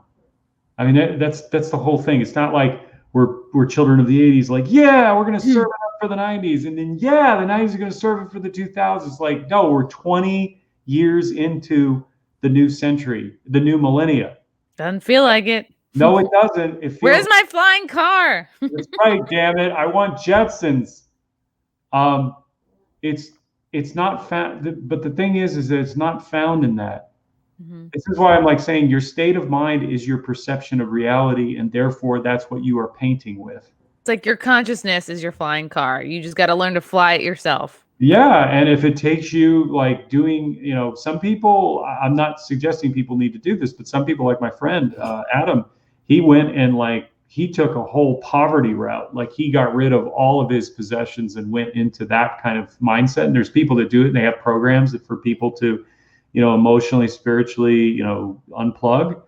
But I don't think you have to be that drastic. I just think that if you take yourself seriously, as Jordan Peterson does say, but I'm saying in all which ways, not about you in connection to or in competition with the world, but you in relation to how you really truly want to feel. And if it takes beliefs to get you there to start, if it takes your motivation off your old programs, to push you off, okay, great. But try as best you can to observe where those areas have hurt you before, so that you don't deny it and trick yourself and think you're going to do it differently this time. Everything that happened before is done. It's over with.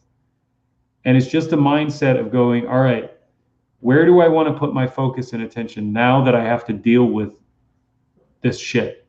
I've got to deal with this shit. Now that Trump's out of office, I still got to deal with this shit. So put on your big boy pants, your big girl pants, pick yourself up, and as retarded and as forward as you are, no, literally, like if you fall back, just pick yourself up and keep putting one foot in front of the other.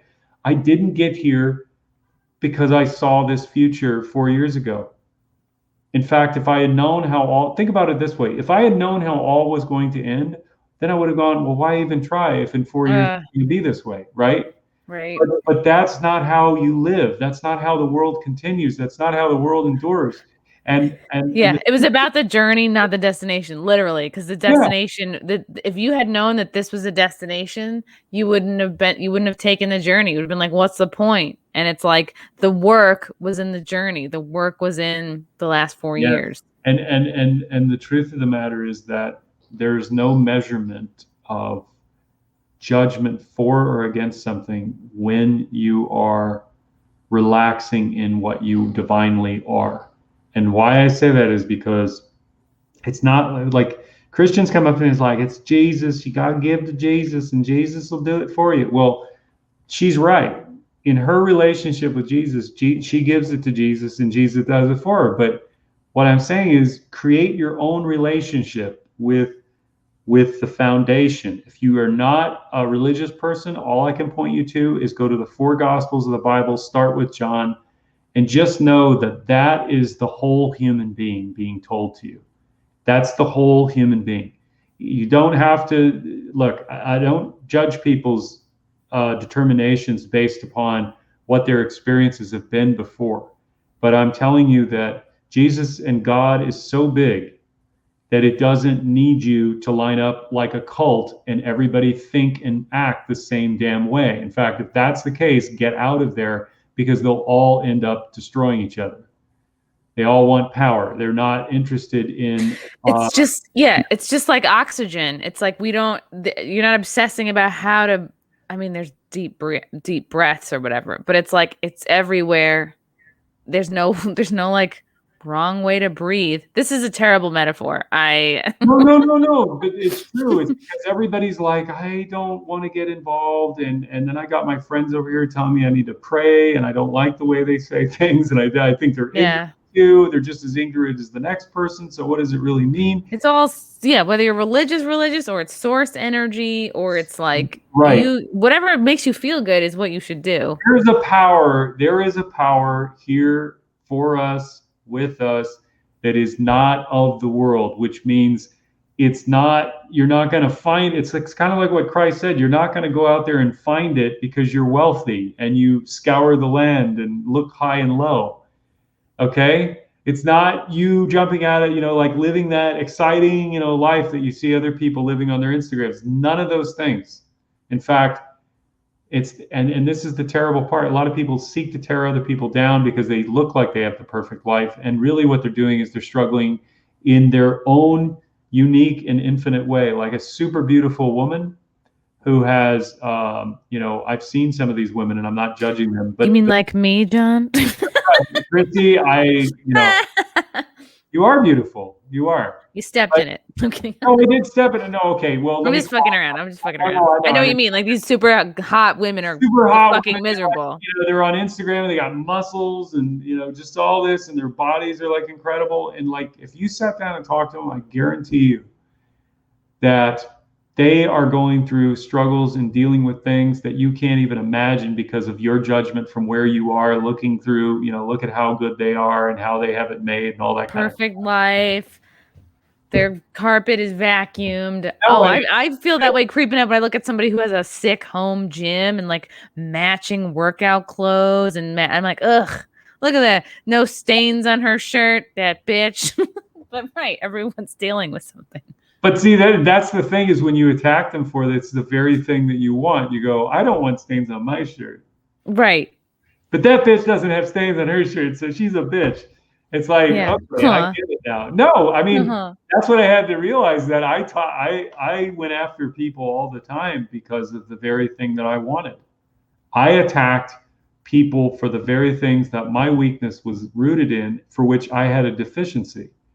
And it wasn't being hard on myself like, oh, you're a bad person if you do that. I do it multiple times, but the more I realize when I'm doing it, I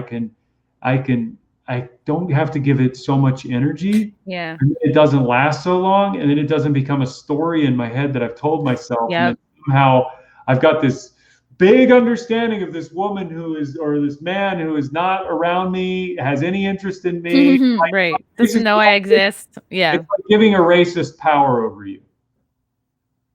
It's like this person has so much hatred and horror and terror in them and all of that, and they're so pissed off. And you're going to let a stranger come across your path in life, fuck you up because they said stupid things, and then move on, even though they knew absolutely nothing about you. Right. Don't take it personally. Right. In the broadest sense. Yes. So, okay. We did it. We solved everything. Hooray! If you made it to the end, guys, congratulations. We solved the world's problems. John Paul Rice, very excited to hear that you're working on a new project, a new movie. I cannot wait to see that come out. Game Day, Philadelphia. It's called Game Day. All right. Family. Yeah, you have mentioned this in the past. Okay, yeah, I've heard you talk about this before. It sounds really cool. The premise sounds really cool. If you liked our other works, if you liked 1 Hour Fantasy Girl, if you liked Memories of Lost Love, if you liked Mark's Secret to Eternal Life, Nice Quiet Life, or Child's Voice, this one is going to be a movie for everybody. It's funny. It's inspirational. It's dealing with all of the bullshit and letting it air out, but it's done in a humorous way that you laugh and you laugh and you laugh. And I'm going to tell you this, I'm going to make a prediction right now. Women are going to adore this film. I mean, I'm talking about, it's going to be like, I'll be known for chick flicks from here on out, because not me, but I'm saying the core of this story is about strong women when confronted with real life issues. And it's all of us. We, even in our worst days, in this film, you're secretly rooting for all of these people to make it. And they all go to where they want to go finally for the first time in their lives. And it's all about family. It's about healing. It's about speaking that truth and not being preachy about it. It's actually about honest expression and real meaning and purpose, and embracing that challenge, embracing your limitations and going, I am going to find a way to get where I need to go, to climb out of hell and go somewhere where I am loved and where I am wanted and I have purpose and desire because I'm a human being. It's a really beautiful, beautiful story. We're doing it on GoFundMe. If anybody wants to help us out, it's on GoFundMe. It's called Game Day Movie. You can look at my name, John Paul Rice. If you want to chip in some bucks, great. We're doing this outside of Hollywood. This is private investors. This is our money. This is our passion. This is our love. We're making this with a great team of people from Philadelphia. It's going to be authentic Philly Italian. It's going to have the Eagles, going to have the Dallas Cowboy rivalry. You know, they're watching. It's just beautiful expressions of family, and the heart of it, what all of us want at the end of the day is love. And it's self-love that really gives us the ability to love somebody else. So that movie is going to make waves in the next year or so. I really do think that people will like this film a lot, and it'll be one that'll be remembered for a long time. I'm excited. John, other than no restrictions on Twitter, all the things, all the socials. All social media, I'm on no restrictions on Twitter, Instagram. Those are the two primary ones. Yes, I do have a Gab account. Yes, all those other ones too, but I'm not on them. I'm not doing social media, trying to tweet and retweet everything every day. Right now, I'm getting ready to launch a podcast. I'm here to tell you that. I'm launching a podcast on Foxhole. It's going to be with Pilled.net and Foxhole. Methods to Madness gave me this opportunity. He set up my channel. I just have a couple of things to do, and then I'm going to go live in the next week, and we're going to start doing there. So, yeah, a lot of good stuff, a lot of change. Things are happening. Yes, and things are happening for you too. Yes, and my turtle's alive. Your turtle is alive. You committed. You did magic. I healed Iggy. You brought back a turtle from death. That's pretty. It was worth it. You know what? Whatever the money I spent, it was worth it. I love the little guy. I'm home alone all day. I talk to him. I play music. I'm like, Iggy, do you like cello music? And he's like, all right. John, this was really great. Thank you so much for coming on. It's always such a pleasure to talk to you. And I feel like I'm, I don't know, like taking my brains out and painting with them. It's fun. Good. And then putting them back. All right. Thank you so much, John. See you next time. Thank you. Bye.